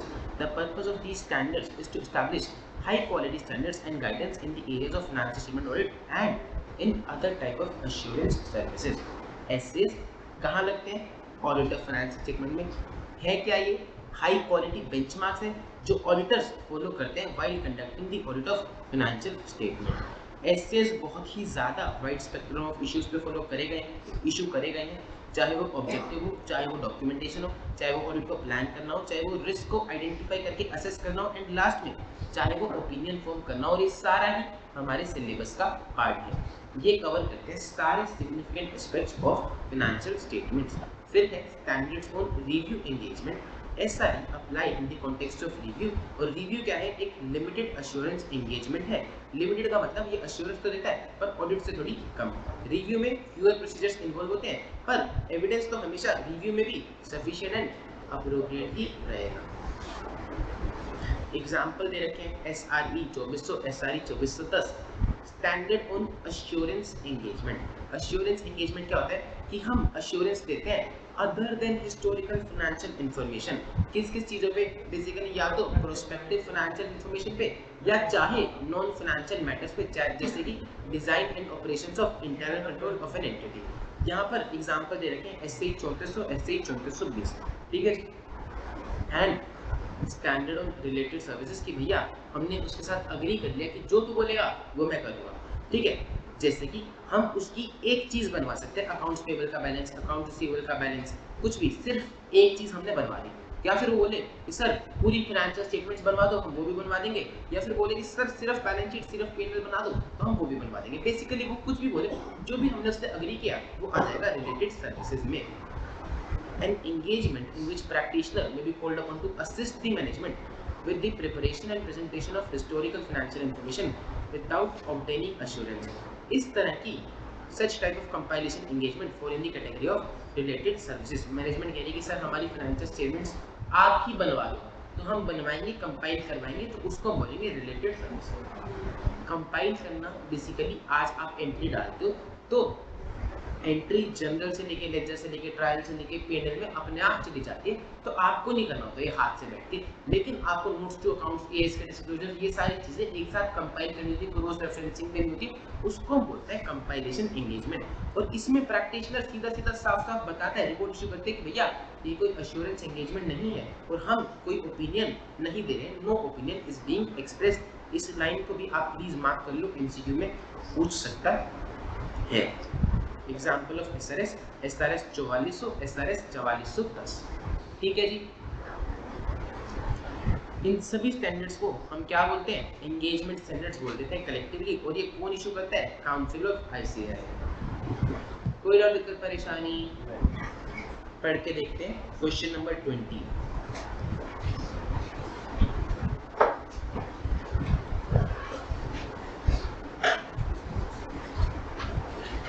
SAs apply in the audit of historical financial information, whereas SREs apply in the review of historical financial information.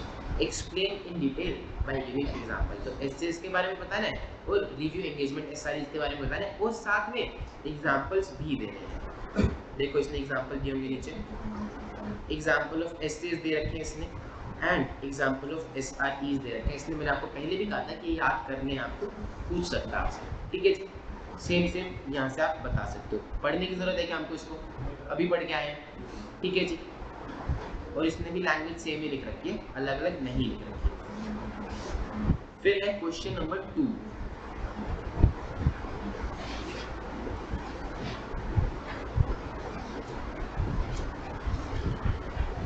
Assurance engagements are not restricted to audit of financial statement alone। क्या हम सिर्फ audit की ही assurance देते हैं? Assurance का मतलब तसल्ली देना। क्या हम सिर्फ ऑडिट में तसल्ली देते हैं?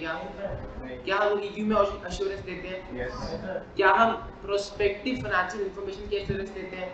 क्या हम इंटरनल कंट्रोल्स अच्छे हैं कि नहीं उसकी अश्योरेंस देते हैं? तो हमको ये सारी बातें लिखनी है। कह रहा है अश्योरेंस एंगेजमेंट क्या है? An engagement in which a practitioner expresses a conclusion.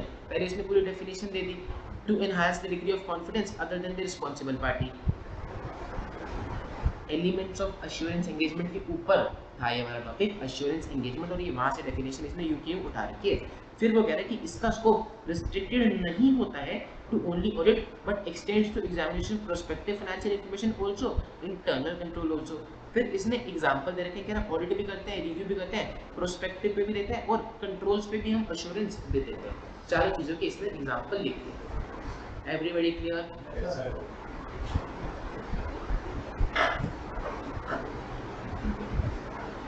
SQC मैंने आपको पढ़ाया नहीं था, नहीं पढ़ाया था ना? नहीं सर। क्या लिखा था इस पे? चैप्टर 11 में पढ़ेंगे, ठीक है। तो इसको चैप्टर 11 में पढ़ेंगे नेक्स्ट क्लास में, टेस्ट के बाद। लास्ट में बोलता है कि स्टैंडर्ड्स की जरूरत पड़ेगी क्यों? कह रहा है कि स्टैंडर्ड इंश्योर कैरी कि हमारा ऑडिट बेंचमार्क के अगेंस्ट कैरी आउट कर सके, एक स्टैंडर्ड के हिसाब से, क्राइटेरिया के हिसाब से कर सके, इसलिए स्टैंडर्ड्स बनाए। क्वालिटी इंप्रूव होती है, यूनिफॉर्मिटी प्रमोट होती है कि यहाँ का सीओ चाहे वहाँ का सीओ सब लोग एक जैसा सा ऑडिट करते हैं, तो ट्रस्ट बढ़ता है, भरोसा बढ़ता है, क्वालिटी बढ़िया आती है। एंड एक equips professional accountant with knowledge and skill. आपको कहीं भी कोई डाउट दिक्कत परेशानी होगी, आप स्टैंडर्ड खोल के देखो कि सर अब क्या करना चाहिए, वो बता देगा कि ये अगला स्टेप है आपका। एंड लास्ट में it also ensures audit quality. इस स्टैंडर्ड में बोल रहा है कि 4 प्रोसीजर्स करने हैं, तो सारे सीएस 4 प्रोसीजर्स एटलीस्ट करेंगे ही, ठीक है, कोई काम चोरी कर नहीं सकता है, इससे क्वालिटी प्रमोट होती है। एंड लास्ट में वो बोलता है duties in relation to engagement and quality control standards. कह रहा है कि अगर वैसे तो आपकी जिम्मेदारी है कि आप सारे स्टैंडर्ड्स को फॉलो करो, लेकिन अगर आप किसी कारणवश नहीं कर पाते हो तो आपकी जिम्मेदारी है ऑल्टरनेटिव प्रोसीजर्स को परफॉर्म करना। एग्जांपल स्टैंडर्ड होता है कि आपको डेटर से क्रेडिटर से एक्सटर्नल कंफर्मेशन देनी है, उससे बोलना है कि भैया तेरा कितना बैलेंस है तू मेरे को बता दे, वो नहीं रिप्लाई कर रहा, तो अब आप चाह के भी स्टैंडर्ड फॉलो नहीं कर पा रहे, तो आप क्या करोगे? ऑल्टरनेटिव प्रोसीजर्स करोगे। आप चाहे मेल पे कम्युनिकेशन देख लोगे, आप चाहे ईवे बिल देख लोगे कि उसके पास कुछ तो सामान पहुंचाया होगा, ठीक है, आप सब्सिक्वेंट रिसीट देख लोगे कि भैया कुछ पैसे वैसे आए नहीं क्या। आप ऑल्टरनेटिव प्रोसीजर्स करोगे और हर एक चीज को डॉक्यूमेंट करोगे। पहला कि मैंने स्टैंडर्ड वाला प्रोसीजर क्यों फॉलो नहीं किया, दूसरा मैंने क्या प्रोसीजर्स परफॉर्म किए, तीसरा उन प्रोसीजर से कैसे मेरे ऑब्जेक्टिव तसल्ली लेने वाला अचीव हुआ, ठीक है जी। लास्ट में उसकी रिपोर्ट अटेंशन ड्रॉ करेगी टू द डिपार्चर्स कि भैया मैंने ये चीज फॉलो नहीं करी। एंड नियर डिस्क्लोजर, ऐसा नहीं कि आपने डिस्क्लोजर दे दिया कि मैंने स्टैंडर्ड फॉलो नहीं करा तो आपकी जिम्मेदारी खत्म, आपको जिम्मेदारी आपकी ही है, आपको ऑल्टरनेटिव प्रोसीजर्स परफॉर्म करने हैं। बात समझ में आई? Question number 11,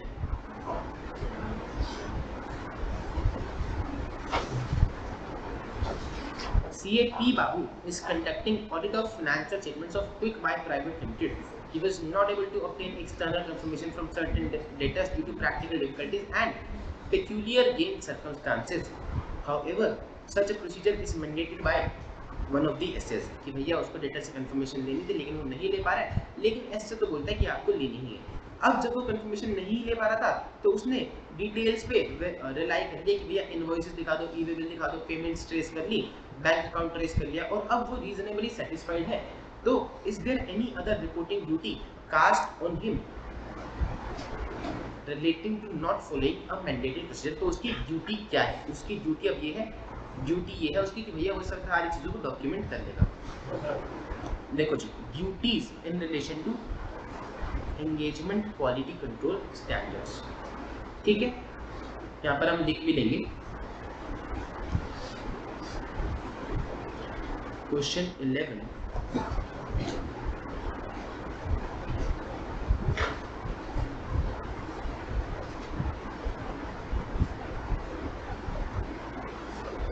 CA was not able to obtain external confirmation.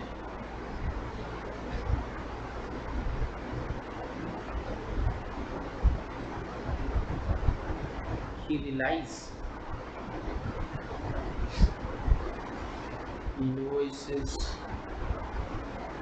bills, raised payments,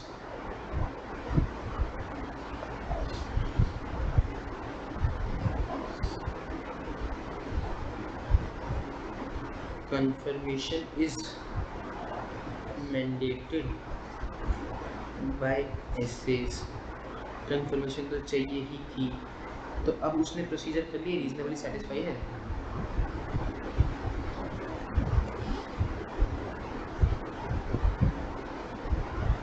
He is reasonably satisfied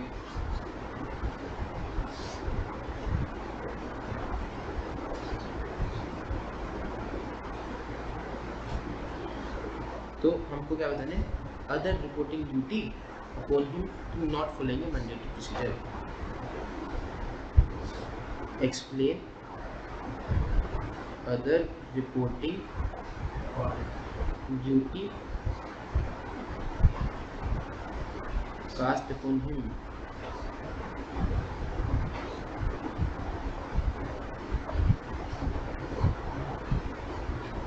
not following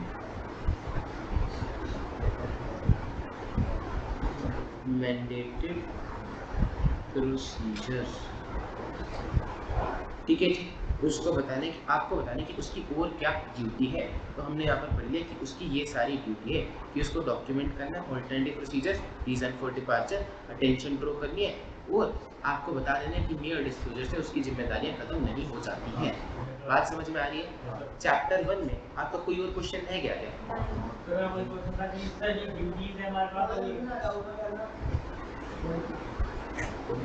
but ये तो आप कॉमन सेंस से भी लिख सकते हो, मतलब मैंने क्वेश्चन में से देख के लिखा, आप सेम लैंग्वेज लिखने की जरूरत है। हाँ, क्वेश्चन मैंने नहीं रहा, कोई नहीं लिखोगे।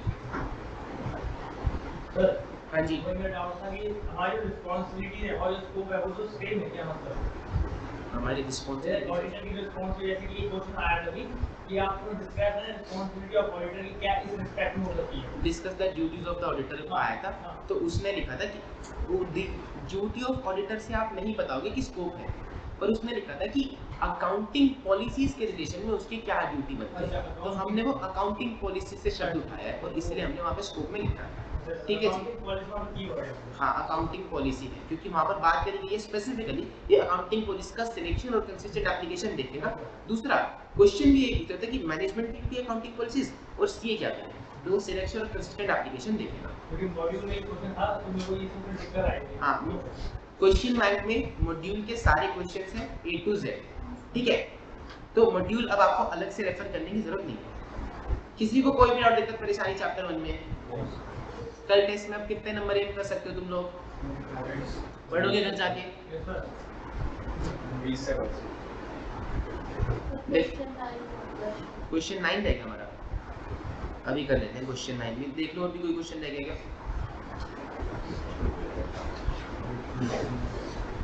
Question 9 inherent limitations of auditing, ये तो अपने को आते ही है। देखो जी, देख लेते हैं भाई। Jiva Products is a partnership firm engaged in trading and designer dresses. The firm has appointed JJ and Company chartered accountants to audit their accounts for a year.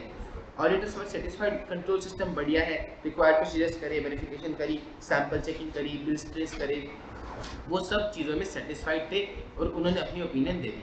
Basically एक कहानी में तो उसने बस ये बताया कि सब कुछ ऑडिटर ने करा, वो satisfied था, opinion दे दी। बाद में पता चला कि परचेज मैनेजर ने कहीं से ड्रेसेस ली थी और फेक परचेज बुक कर लिया था, स्मॉल वैल्यूज के, कोल्यूजन कर लिया था। Fake purchases, collusion, basically fraud कर रखा है। Payments of these dealers were also made with accountant through banking channel. Accountant से पेमेंट पे करवा दी। पार्टनर्स बोले कि partners of the firm blame auditors for futile audit exercise, कि तुम, फ्यूटाइल मतलब बेकार, अननेसेसरी। पार्टनर्स ने कहा तुम्हारी ऑडिट बेकार थी, कोई फायदा भी नहीं हुआ। तो क्या पार्टनर्स का व्यू सही है? ऑडिटर्स ने हर एक चीज चेक कर ली, प्रॉपर्ली सेटिस्फाइड था, रीजनेबल एश्योरेंस ली, फिर रिपोर्टिंग, फिर फ्रॉड निकला, तो क्या वो जिम्मेदार है? नहीं है, क्योंकि there are inherent limitations of auditing. ठीक है जी। फिर आप कहानी इनहेरेंट लिमिटेशंस के 5 पॉइंट लिख के आप बता दोगे फैक्ट ऑफ द केस में कि ऊपर की कहानी में क्या बोल रहे हैं, क्वेश्चन से लैंग्वेज कॉपी करोगे एंड लास्ट में कंक्लूजन लिख दोगे कि वो सही नहीं है। कंक्लूजन यहाँ पे लिख दोगे circumstances is an example of failure of internal control। internal control operate नहीं हुआ ड्यू टू collusion, जो कि लिमिटेशन है कंट्रोल की itself। ऑडिटर ने कंट्रोल्स पर रिलाई करा जो कि हमारे नेचर में ही है। तो पार्टनर्स करेक्ट नहीं है अपने इंटेंशन में क्योंकि there are inherent limitations of auditing. ये वाली लैंग्वेज इसने आगे वाले चैप्टर से दे रखी है, but do not worry, you can copy the language from the question. ठीक है जी, always for all the chapters. किसी को कोई भी डाउट दिक्कत परेशानी, सारे क्वेश्चंस हो गए, चैप्टर पूरा हो गया। आओ एक बार पूरा चैप्टर तुम बोल के मुझे बताओ। मैं बहुत देर से बोल रहा हूँ, अब मैं नहीं बोलूंगा, मैं सिर्फ मार्क करूंगा और तुम मुझे बताओगे सारी चीजें बोल बोल के। ठीक है जी, एक साथ बोलना प्लीज, अलग अलग मत बोलिए। फिर से हम शुरू करें चैप्टर 1। इस बार सिर्फ मास्टर इंडेक्स दिखेगा, इस बार और कुछ नहीं दिखेगा, ना ही मैं किसी किताब के पन्ने में जा रहा हूँ, नहीं कुछ। आप लोग बोलोगे और मैं सुनूंगा। पहला क्या है? Meaning and nature of audit. क्या होता है? Audit is N of any entity whether profit oriented or not and irrespective of size or legal form। Done है जी। सुनो सुनो सुनो सुनो, मैं जब सीए फाइनल में आया था ना, मैंने अपनी किताबों को हाथ भी नहीं लगाया था, तो भी मुझे पूरा पता था कि भाई मैं सीए फाइनल क्लियर कर लूँगा। जब मुझे ये भी नहीं पता था कि मेरे सब्जेक्ट्स कौन से, वो कैसे पता था और कैसे मेरे को इतना कॉन्फिडेंस था, मैं आज आपको समझाता हूँ कि हर एक चैप्टर आप लोग बोल रहे थे ना कि सीए तो डिफिकल्ट है, मैं तुम्हें बताता हूँ कि आपको अपने सीए को इजी कैसे बनाना है। And this goes for every subject, not only for audit. अब इस चैप्टर में कितने हैं टॉपिक्स? 17 टॉपिक्स हैं। ठीक है, लेट्स सपोज आपको ये चैप्टर मुश्किल लगता है। पोस्ट का कोई भी चैप्टर का नाम बोलना जरा। मटेरियल पोस्टिंग, लेट्स सपोज आपको डिफिकल्ट लगता है। कोई भी चैप्टर किसी भी सब्जेक्ट का ऐसा नहीं होता कि वो पहले दिन से डिफिकल्ट है, बहुत सारे टॉपिक्स तो बेस बनाते हो। तो अगर एक चैप्टर में 17 टॉपिक्स है तो उसमें से 10 टॉपिक्स तो बेसिक होंगे जो आपको आते होंगे, लेकिन आपको पता नहीं है, आपने सेग्रीगेट नहीं किया कि भैया ये 10 टॉपिक मेरे को आते हैं और ये 5 नहीं आते। पहली बात तो आपको यही नहीं पता होता कि इस चैप्टर में टॉपिक है कितने। मैंने ऑडिट में मास्टर इंडेक्स इसलिए नहीं बनाया क्योंकि मैं खाली बैठा था और चलो बना दो मस्त लग रहा है, इसीलिए बनाया ताकि तुम सेग्रीगेट कर पाओ कि भैया ये चैप्टर में से कौन से टॉपिक बहुत बेसिक है जो मेरे को आते हैं, मैंने मार्क कर लिए, और कौन से टॉपिक है जो मेरे को सेकंड रिवीजन में ध्यान से करने हैं, ताकि आपकी सेकंड रिवीजन का टाइम बहुत कम हो जाए। प्लस में जब आप देखोगे कि इतने सारे टॉपिक्स तो मेरे को आते ही हैं, आपका कॉन्फिडेंस भी बूस्टअप होगा, आपके नंबर भी बूस्टअप होंगे, आप एडिक्वेट टाइम दे पाओगे बाकी सब्जेक्ट्स को, बाकी चैप्टर्स को। बात समझ में आई? मैंने हर एक सब्जेक्ट की, चाहे वो मेरा एएफएम था, चाहे वो मेरा अकाउंट्स था, चाहे कुछ भी था, फाइनल में हर एक चीज मटेरियल कॉस्टिंग में कितने फॉर्मूले? काफी। यही तो गलत जवाब है। आपको एग्जैक्टली पता होना चाहिए कि आपके पास कितने फॉर्मूले हैं। आपके पास एक शीट होनी चाहिए, कौन से वो उस पे लिखे होने चाहिए, और उस फॉर्मूला से कौन से क्वेश्चंस बनने हैं ये आपको पता होना चाहिए। तो ये बैठ के बनाओ अपने बाकी सारे सब्जेक्ट्स के बारे में। ठीक है, जिस दिन आपने बना लिया उस दिन फिर आप बहुत इजीली आइडेंटिफाई कर पाओगे कौन सी 4 फॉर्मूलेज मेरे को नहीं आते, किस में दिक्कत है और बाकी कौन से सही है। टैक्स में एक चैप्टर में ना ज्यादा से ज्यादा 20 एडजस्टमेंट होती है, लेकिन तुम्हें नहीं पता कि कितनी एडजस्टमेंट्स हैं क्योंकि तुमने कभी बैठ के लिखी ही नहीं। अब अगर तुम लिख लो और सेग्रीगेट कर लो कि भैया ये 10-12 तो मेरे को आती ही है, 3-4 थोड़ी कंफ्यूजन है लेकिन आती है, और 2 ही 3 है जो बिल्कुल नहीं आती, तो सीधा वो 2-3 जाके अपने टीचर से पूछो, तुम्हें समझा देगा, तुम्हारा चैप्टर सोल्व। लेकिन तुमको पता ही नहीं कि कौन सी 2-3 आती है, कितना है, तुमको लगता है बहुत बड़ा चैप्टर है, बहुत मुश्किल है, समझ नहीं आता, छोड़ो। अरे नहीं, तुम्हें आता है 70% ऑलरेडी, लेकिन बस तुमने मिक्सअप कर दिया अपने माइंड में, ये भी नहीं आता वो भी नहीं आता, शायद चैप्टर ही मुश्किल है, और फिर बाकी सब बच्चे भी ये नहीं करते।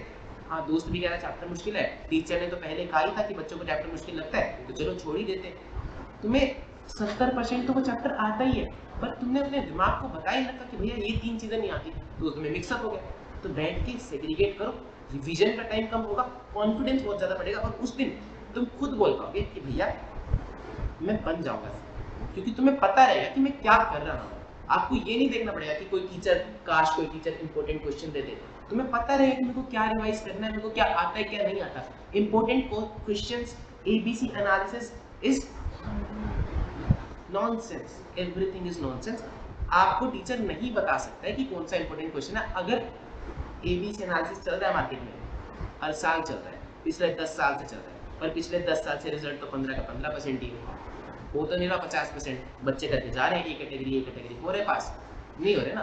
तो आप अपना ABC एनालिसिस डिसाइड करोगे कौन से एरियाज आपको ज़्यादा फोकस करना है, कौन से एरियाज आपको आते हैं। That can not B same for everybody, ठीक है जी। तो अब आप जरा अपनी किताब का मास्टर इंडेक्स खोल लो और साथ में मार्किंग शुरू करो। मैं पूछूंगा, आप बोलो जो सा क्वेश्चन आपको नहीं आ रहा है उसमें मार्किंग कर लो कि भैया मेरे को इस पे मेहनत करनी है। घर जाके आप उसमें मेहनत करो, कैसे नंबर आ जाएंगे, ठीक है जी। हर एक किताब में, हर एक चैप्टर में मास्टर इंडेक्स में मार्किंग चाहिए। मीनिंग एंड नेचर आपने बता दिया। दूसरा, how does auditor ensures that the financial statement would not mislead anybody. ये शुरू हो रहा है, वीडियो वाले बच्चे बोल लेना घर पे बैठ के, ठीक है जी। ऐसा नहीं कि ये बोल रहे हैं तो ठीक है चलो मजा आ रहा है। How does auditor ensure financial statement would not mislead anybody. क्या लिखा था? Statement of account presents statement of accounts presents true and fair. कहां से एरो निकलती थी? एक प्रेजेंटेशन में से और दूसरा प्रेजेंट से क्या निकल रहा था? Presentation should be clear and unambiguous. कब होगी? Classified, describe, disclose as per KS. और दूसरी एरो ट्रू एंड फेयर से क्या था? अकाउंट सारे एंट्रीज के हिसाब से बने होनी चाहिए, रेफरेंस टू एंट्रीज, एंट्रीज सारी एंट्रीज और सही सही। सारी मतलब none should be omitted and सही सही मतलब सफिशिएंट एंड अप्रोप्रिएट एविडेंस आपके पास होना चाहिए, ठीक है जी। तीसरा, इंटरडिसिप्लिनरी नेचर। इसमें था ऑडिट और लॉ का, जो मैंने आपको बताया था याद करना है। क्या लिखा था? ऑडिट और लॉ का रिलेशनशिप है वेरी क्लोज, ठीक है। कौन से आपको आने चाहिए? नहीं आ रहा, मार्क कर लो कि मेरे को ये याद करना है ना। आपको आने चाहिए business laws, negotiable instruments, taxation laws, direct as well as indirect laws की आपको नॉलेज होनी चाहिए। फिर था ऑडिटिंग का बिहेवियरल साइंस के साथ, कि उसको लोगों से डील करना आना चाहिए, एविडेंस लेने आने चाहिए, ये सारी चीजें करनी चाहिए, ठीक है जी। एंड लास्ट में था डेटा के साथ, कि आजकल बहुत सारा डेटा हाई स्पीड में एक्यूरेसी के साथ प्रोसेस हो रहा है, तो हमें डिपेंड रहना पड़ता है। And auditing of computerised information system is becoming a discipline in itself. एक टॉपिक हो गया हमारा, ठीक है जी। फिर क्या था? Objectives of audit. कितने ऑब्जेक्टिव्स? कौन से? तसल्ली लेना मतलब to obtain reasonable assurance on whether financial statement as a whole are free from material misstatements। एक मिनट देना। फिर क्या है? Scope of audit. क्या आता है स्कोप ऑफ ऑडिट में? What it includes में तीन चीजें बताओ। Coverage of all aspects of the entity. दूसरा, reliability and sufficiency of financial information। तीसरा, proper disclosure of financial information। इसमें एक और लाइन क्या थी जिसमें क्वेश्चन था? इवैल्यूएट करेगा selection and consistent application of accounting policies, ठीक है जी। What it does not include, तीन चीजें फिर से नहीं। पहला क्या था? He is not expected to perform duties outside the domain of its competence। दूसरा, not an expert in authentication of documents। and तीसरा, not an official investigation। जिसको नहीं याद आया मार्क कर लो। ऑडिट वर्सेस सेकंड रिवीजन करोगे ना, मास्टर इंडेक्स देख के करोगे तो कुछ चीजें याद आएंगी, सेकंड में वो चीजें हो जाएंगी, तो उसको हटा देना। फिर आपको थर्ड में पता चल जाएगा एग्जैक्टली आते आते कि अब आपको सिर्फ ये 2 ही 3 चीजें हैं जो नहीं आ रही चैप्टर्स में, ठीक है जी। ऑडिट वर्सेस इन्वेस्टिगेशन बताओ जरा। स्पेसिफिक पर्पस इन्वेस्टिगेशन में किया जाता है। और क्या पॉइंट थे? प्रीकंसीव्ड नोशन किस में होता है? इन्वेस्टिगेशन में होता है। और क्या पॉइंट्स थे? जनरल एंड ब्रॉड ऑडिट का, नैरो एंड स्पेसिफिक इन्वेस्टिगेशन का। मार्क कर लो जिसको नहीं आया था, इनहेरेंट लिमिटेशंस ऑफ ऑडिटिंग। क्या है इनहेरेंट लिमिटेशंस ऑफ ऑडिटिंग? सीधे हो जाओ, सीधे हो जाओ, बताओ, करो, शुरू करो। कुछ कमियां हैं? अरे अकाउंटिंग कुछ कमियां हैं अकाउंटिंग के प्रोसेस में, कुछ कमियां हैं। अंग्रेजी में बोलो जरा। Nature of financial reporting, nature of audit procedure. इधर दो कौन सी? Judgements by management and controls may not have been corrected. इधर तीन चीजें। पहला effective practical and legal limitations. दूसरा फ्रॉड एंड फैब्रिकेटेड डॉक्यूमेंट्स। तीसरा ट्रांजैक्शन विद रिलेटेड पार्टी। एक एरो प्रैक्टिकल से, arrow arrow arrow timeliness, timeline नहीं, टाइमलीनेस ऑफ फाइनेंशियल रिपोर्टिंग, यानी कि फाइनेंशियल रिपोर्टिंग टाइम से करें। And decrease in relevance of information over time. जहाँ एक सेंटेंस देखा नहीं सब चुप हो जाते हैं, सर ये याद करा, ये कैसे याद होगा इतना बड़ा। Timeliness of financial reporting and decrease in relevance of information over time. Legal से क्या रो, क्या निकल रहा था? Not in the nature of investigation. और घड़ी के साथ ठीक है जी, जिस जिसको नहीं आया मार्क कर लेना। फिर what is an engagement? An engagement क्या थी? Formal agreement. फिर उसने बताया था एक्सटर्नल ऑडिट एंगेजमेंट के बारे में, जिसमें फिर वही बात है कि हमको रीजनेबल एश्योरेंस देते हैं। ठीक है जी। फिर था बेनिफिट्स ऑफ ऑडिट। बताओ जरा सबसे पहला शेयर होल्डर्स के बारे में। कॉन्फिडेंस टू द यूजर्स क्यों आता है? क्योंकि इंडिपेंडेंट मैकेनिज्म है। फिर अंबानी जी थे एम्प्लॉइज की date as a moral check of employees. तीसरा नया businessman relied on my anchors and lenders. चौथा help in detecting fraud and Vijay Mallya. अगर फ्रॉड नहीं है तो कॉन्फ्लिक्ट ऑफ डिस्पेंसेस और इनको देख के कौन खुश होता है? क्या था point? Help in determining tax liabilities. Next is audit mandatory है कि वॉलंटरी है? Not always legally mandatory. India में कुछ कुछ कंपनीज को, मतलब इंडिया में कुछ कुछ एक्टिविटीज को कराना पड़ता है, जैसे कि कंपनीज को। फिर क्या था? सर्टेन थ्रेशोल्ड लिमिट के ऊपर चला जाता है तो उनको कराना पड़ता है। और क्या था? स्कूल करा सकता है ग्रांट के लिए, और कुछ एंटिटीज करा लेती है वॉलंटरीली। मार्क कर लो जिसका नहीं आता है। कौन अपॉइंट कर रहा है ऑडिटर को? ओनर्स। कंपनी केस में पार्टनरशिप फर्म, गवर्नमेंट कंपनी, और कभी कभी गवर्नमेंटल अथॉरिटीज। किसको वो रिपोर्ट देगा? जिसने अपॉइंट करा था। कंपनी के केस में, फर्म के केस में qualities of auditor, tact, question, integrity, highest sign of culture, highest degree of integrity, backed by independence. Mark कर लो जिसको नहीं आता है। Meaning of assurance engagement. क्या थी एश्योरेंस एंगेजमेंट? ये एंगेजमेंट होती है जिसमें प्रैक्टिशनर ड्रॉ करता है conclusion about the outcome to enhance the degree of confidence of intended user. To enhance the degree of confidence of intended user. कैसे? Check करके subject matter against criteria by evaluation of subject matter against a criteria. Mark कर लो जिसका नहीं आता है। Elements of an assurance engagement कितने elements थे? पहला three party relationship, subject matter, suitable criteria, benchmark and sufficient appropriate evidence, written assurance report. Mark कर लेना जिसको याद नहीं आया। एंड ऑडिट वर्सेस रिव्यू क्या था? पहला पॉइंट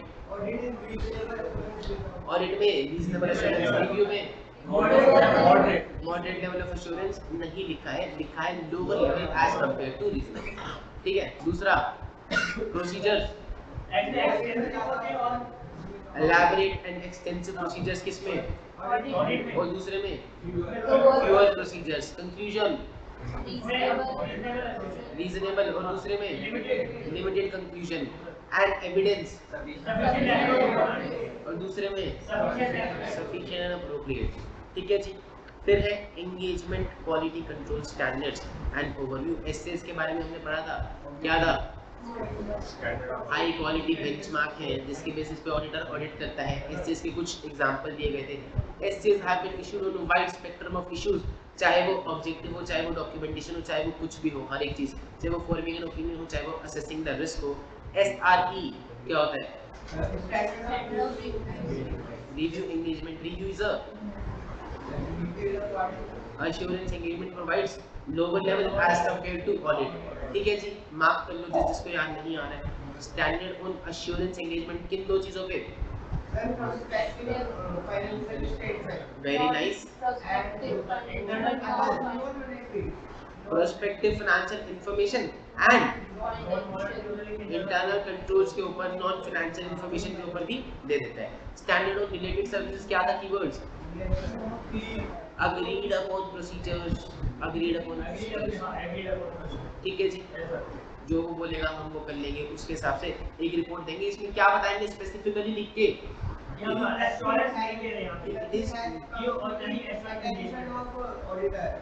क्या? हाँ, वो ऊपर वाले में लिखेंगे standard of assurance engagement. Nothing not वाली लैंग्वेज इसमें आएगी। इसमें तो हम ये बताएंगे कि हमने सिर्फ जो उसने बोला वो कर दिया, it is not N assurance engagement. ठीक है, ये सारी क्लास को ही नहीं आ रहा है, इसको मार्क कर लो, याद नहीं करा किसी ने भी दस जाने। स्टैंडर्ड्स ऑन क्वालिटी कंट्रोल हमने नहीं करा है, चैप्टर 11 में करेंगे। स्टैंडर्ड्स क्यों चाहिए? यूनिफॉर्मिटी आती है, क्वालिटी आती है, हाई क्वालिटी इंफॉर्मेशन और हाँ क्वालिटी हो गया, और बेंचमार्क मिल जाता है, इसको मार्क कर लो, तुम्हें नहीं आता है। एंड लास्ट में ड्यूटीज क्या है in relation to quality control standards? क्या ड्यूटीज है?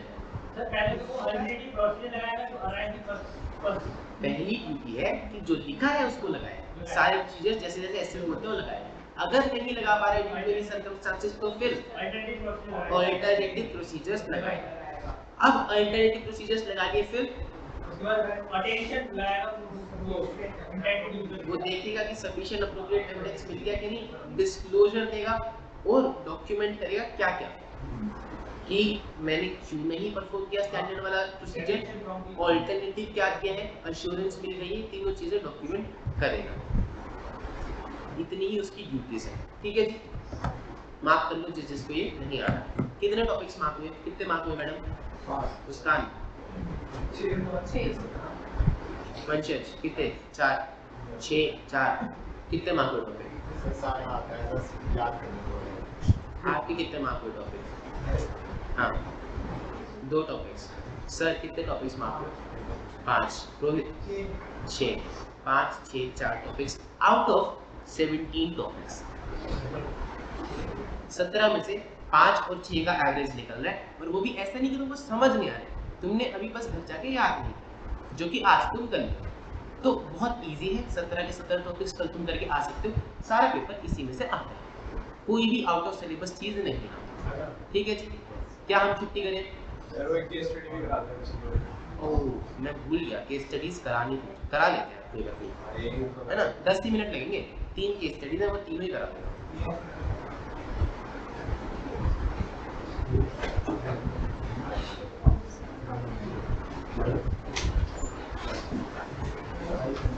केस स्टडी बाद में पढ़ेंगे, पहले केस स्टडी के क्वेश्चंस पढ़ के देखेंगे कितने सॉल्व हो रहे हैं कितने नहीं हो रहे। ठीक है जी, लो एक बार जरा पढ़ के देखते हैं। हेलो, लाए हो केस स्टडी वाली बुक? पढ़ के देखें एक बार, यहाँ से पढ़ के देखो कितने सॉल्व हो पा रहे हैं कितने नहीं हो पा रहे। Gurpreet was of the view that audited financial statement कोई गारंटी नहीं है against probable wrong doings in the financial matter. ये किस तरह की एश्योरेंस देते हैं बताना जरा। देखो कौन सा ऑप्शन सही लग रहा है? चारों में ही रीजनेबल तो लिखा है, रीजनेबल का क्या मतलब है?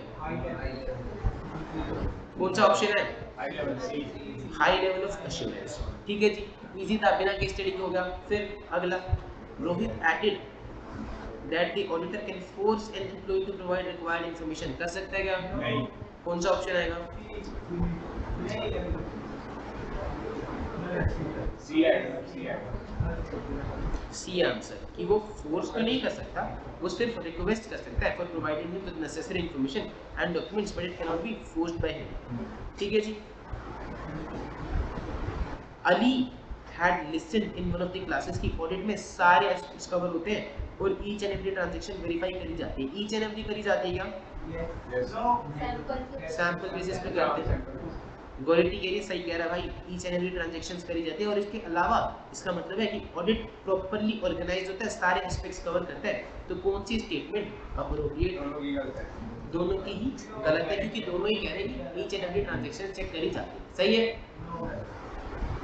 All of them also discussed about benefit of the auditing। कौन सा इसमें से बेनिफिट नहीं है? ढूंढो।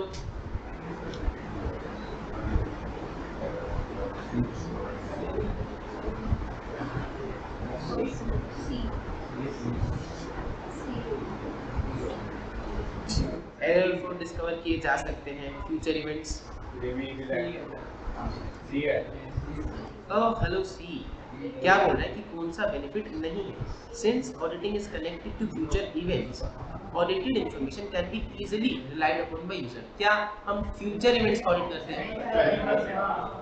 सी वाला क्या है? Government authorities can make use. तो हमने पढ़ा था कि गवर्नमेंट को भी कुछ फायदा है क्या? Determining tax liabilities. ठीक है जी। लास्ट में गोलेटी अपने दोस्तों को बोलती है that she had read a news report about how a company had misled its auditor by producing some fabricated document। कौन सी स्टेटमेंट ज्यादा अप्रोप्रिएट है? अभी बहुत बड़े बड़े ऑप्शन है, तुम भी पढ़ के मुझे बताओ।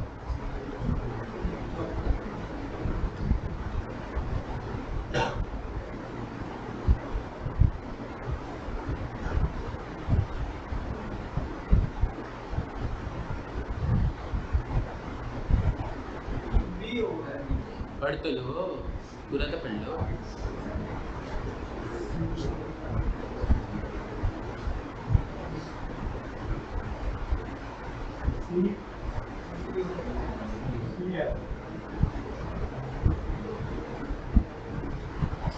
पढ़ लिया? क्या है? सी है।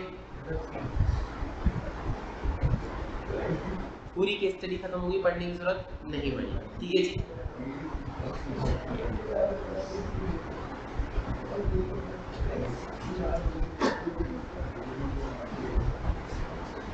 केस स्टडी 3 करते हैं एक बार पहले। देखो 4 पैराग्राफ्स हैं, इसमें एक बार पढ़ के देखते हैं। पैरा ए क्या बोल रहा है? An audit of financial statement which assurance, कौन सी विच एश्योरेंस मिलती है? Reasonable assurance. It is a dash level of assurance but not dash assurance. High level but not absolute assurance. Auditor has to see effect of misstatements, dash misstatements can arise due to frauds और errors of both. एक बार जरा option पे आओ, देखना कौन से option तूने भरे। बी आएगा। ठीक है जी, भर के फिर पैरा बी को पढ़ते हैं। Audit of financial statement should be organized adequately to cover all aspects of the entity relevant to financial statement। Auditor एक judgment लेता है about the reliability and sufficiency of financial information। ये क्या पढ़ रहे हैं हम? ये क्या कहाँ लिखी हुई है सारी बातें?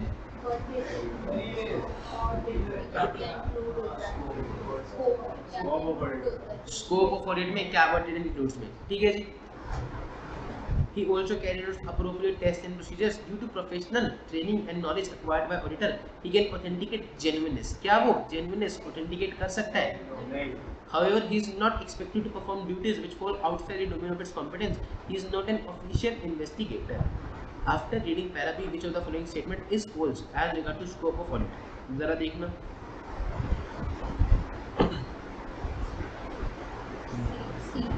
C कि वो जेन्युइननेस ऑथेंटिकेट कर सकता है, ये स्टेटमेंट फॉल्स है। सही है।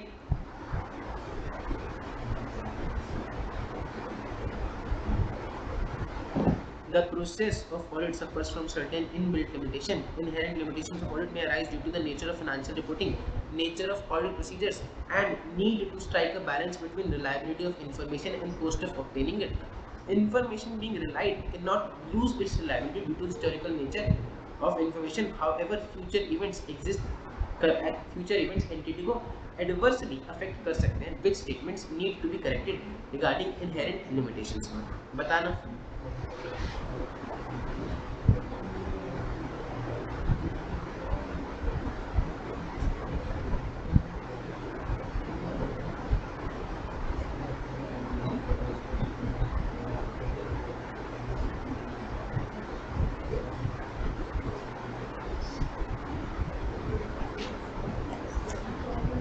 क्या ऑडिट की इनहेरेंट लिमिटेशंस होती हैं? Yes. तो ये तो ट्रू हो गई, ठीक है। क्या फ्यूचर इवेंट्स एडवर्सली अफेक्ट कर सकते हैं? तो ये भी ट्रू हो गई। इनहेरेंट लिमिटेशन अराइज हो सकती है, नेचर ऑफ फाइनेंशियल रिपोर्टिंग कुछ कमियां अकाउंटिंग की प्रोसेस में, नेचर ऑफ ऑडिट प्रोसीजर्स कुछ कमियां ऑडिटिंग की प्रोसेस में, और उसको एक बैलेंस बना के चलना पड़ता है बिटवीन रिलायबिलिटी एंड कॉस्ट। ये भी ट्रू है। तो क्या बचा? बी बचा। इसको हम बोलते हैं एलिमिनेशन मेथड, कि अगर आप कहीं पे भी अटक जाओ तो आप देखो कि बाकी कौन से सही नहीं, हटा दो, बाकी कौन से गलत ऑप्शंस लग रहे हैं हटा दो, तो एक बच गया आपके पास। ठीक है जी। अब इसका मतलब भी समझ लो, क्या बोल रहा है कि information being relied upon by the auditor can not lose its reliability due to historical nature of financial information. कह रहा है इंफॉर्मेशन जिस पे ऑडिटर भरोसा कर रहा है वो तो भरोसेमंद है ही, क्योंकि वो तो पास्ट में हो चुकी है। ऐसा जरूरी होता है क्या? पास्ट वाली इंफॉर्मेशन को भी तो झूठा दिखा सकते हैं ना, ठीक है। इसलिए ये चीज फॉल्स है।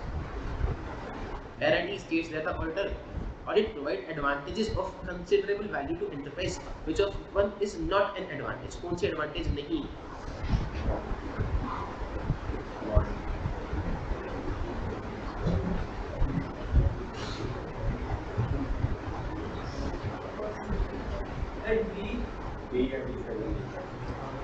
देख लो आराम से।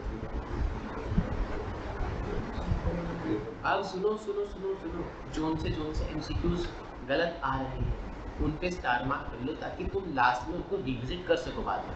सारी किताब पढ़ने की जरूरत नहीं है, ठीक है जी।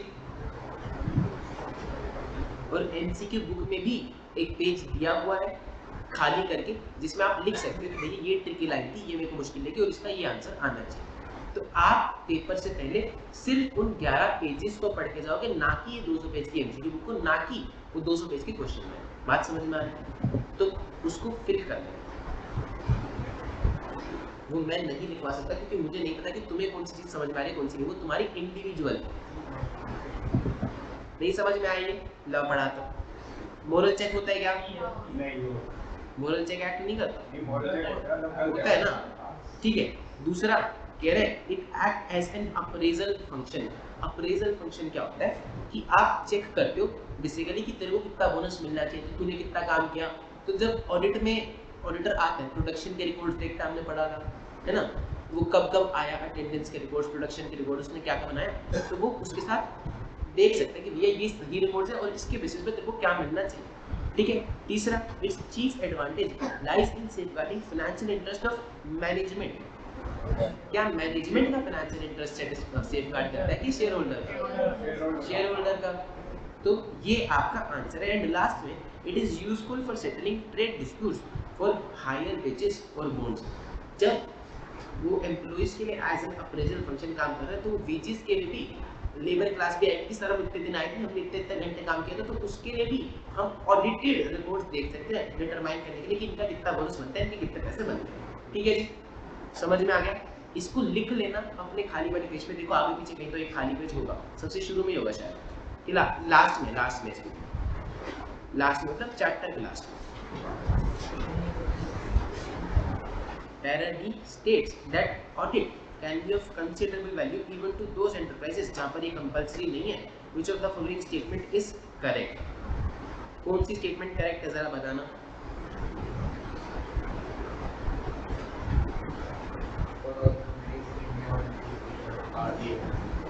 For all companies in India और it is legally obligatory। मैंने आपको बताया था क्लास में, मार्क भी कराया था कि MCQ आ सकता है, आ गया।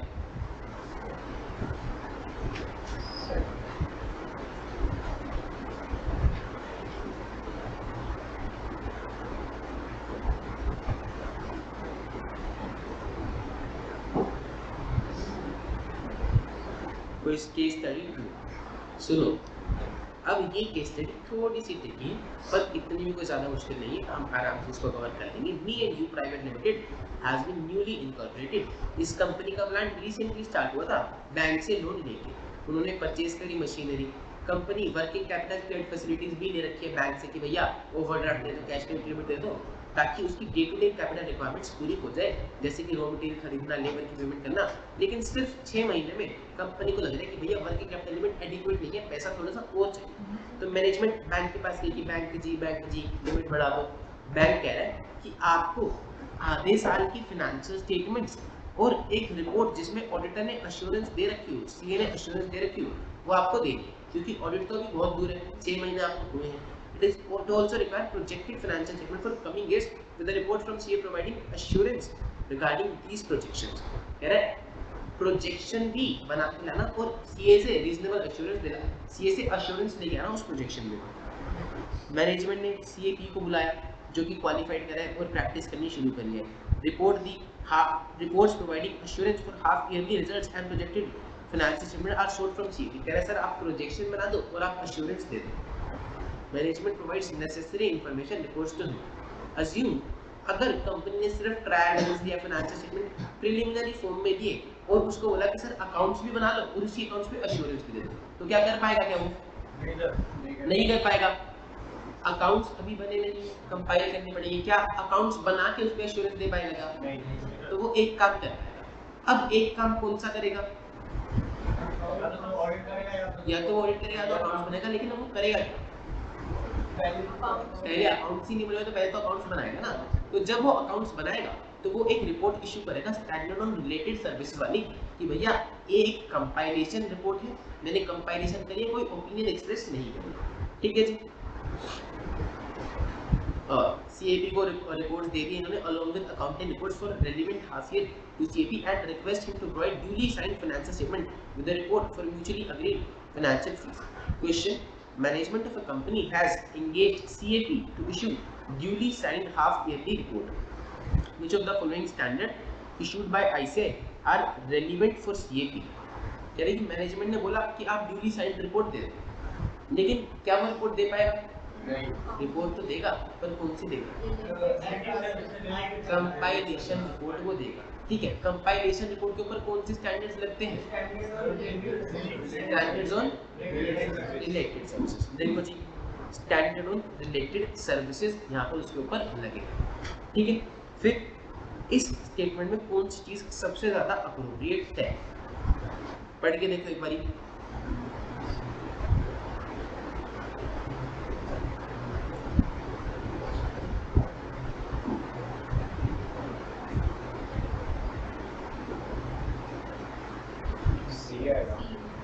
CAP असिस्ट कर सकता है और वो एक कंपाइलेशन रिपोर्ट इशू करेगा। ठीक है जी। In the above set scenario SQC1 अभी तक हमने नहीं पढ़ा, तो इस क्वेश्चन को अभी के लिए आप स्किप कर दो। The banker of a company has also requested projected financial statement for the coming years along with the report from CA regarding these projections to consider request of management. Which of the following standard is issued by ICAI are relevant for CAP in such situation if any? Assurance projected के लिए assurance engagement वाले standards उस पर applicable हो जाएंगे। यानी कि चलो हमने मान लिया कि उसने काम एक्सेप्ट करा for issuing projected financial statement, और कंपनी ने टर्नओवर प्रोजेक्ट करी है 100 करोड़, 150 करोड़, 200 करोड़, और अभी उनकी 50 करोड़ है खाली, 25 करोड़ है खाली, तो 25 से 100, 100 से 150, 200 से 200 उन्हें ये प्रोजेक्ट कर दिया। क्या ये सही लग रहा है? नहीं। क्या ये सही लग रहा है? नहीं। तो नहीं तो बोल लो भाई, नहीं लग रहा। तो अब CAP क्या करेगा? रिपोर्ट लिखेगा। क्या रिपोर्ट में लिखेगा?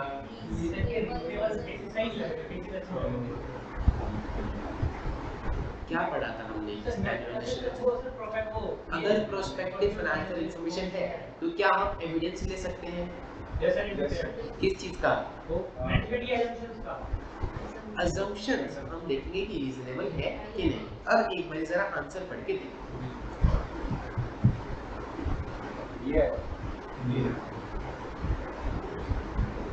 बोलो बोलो। डी। CAP को सेटिस्फाई करना पड़ेगा अपने आप को कि अजम्पशंस रीजनेबल है कि नहीं। आप घर पे बैठे बैठे नहीं बता सकते कि ये सही नहीं लग रहा। हो सकता है उसने गवर्नमेंट से कोई बड़ा कॉन्ट्रैक्ट ले लिया हो, तो इस बेसिस पे वो 100 करोड़ 200 करोड़ कर रहा हो सकता है कोई भी टाई अप कर रहा हो, मर्जर कर रहा हो, तो 100 करोड़ 150 करोड़ कर रहा हो। तो आपको बस देखना है कि उसकी असम्पशन जो है वो रीजनेबल है कि नहीं है और कितनी कंसिस्टेंट है with actual disclosure and presentation. बात समझ में आई?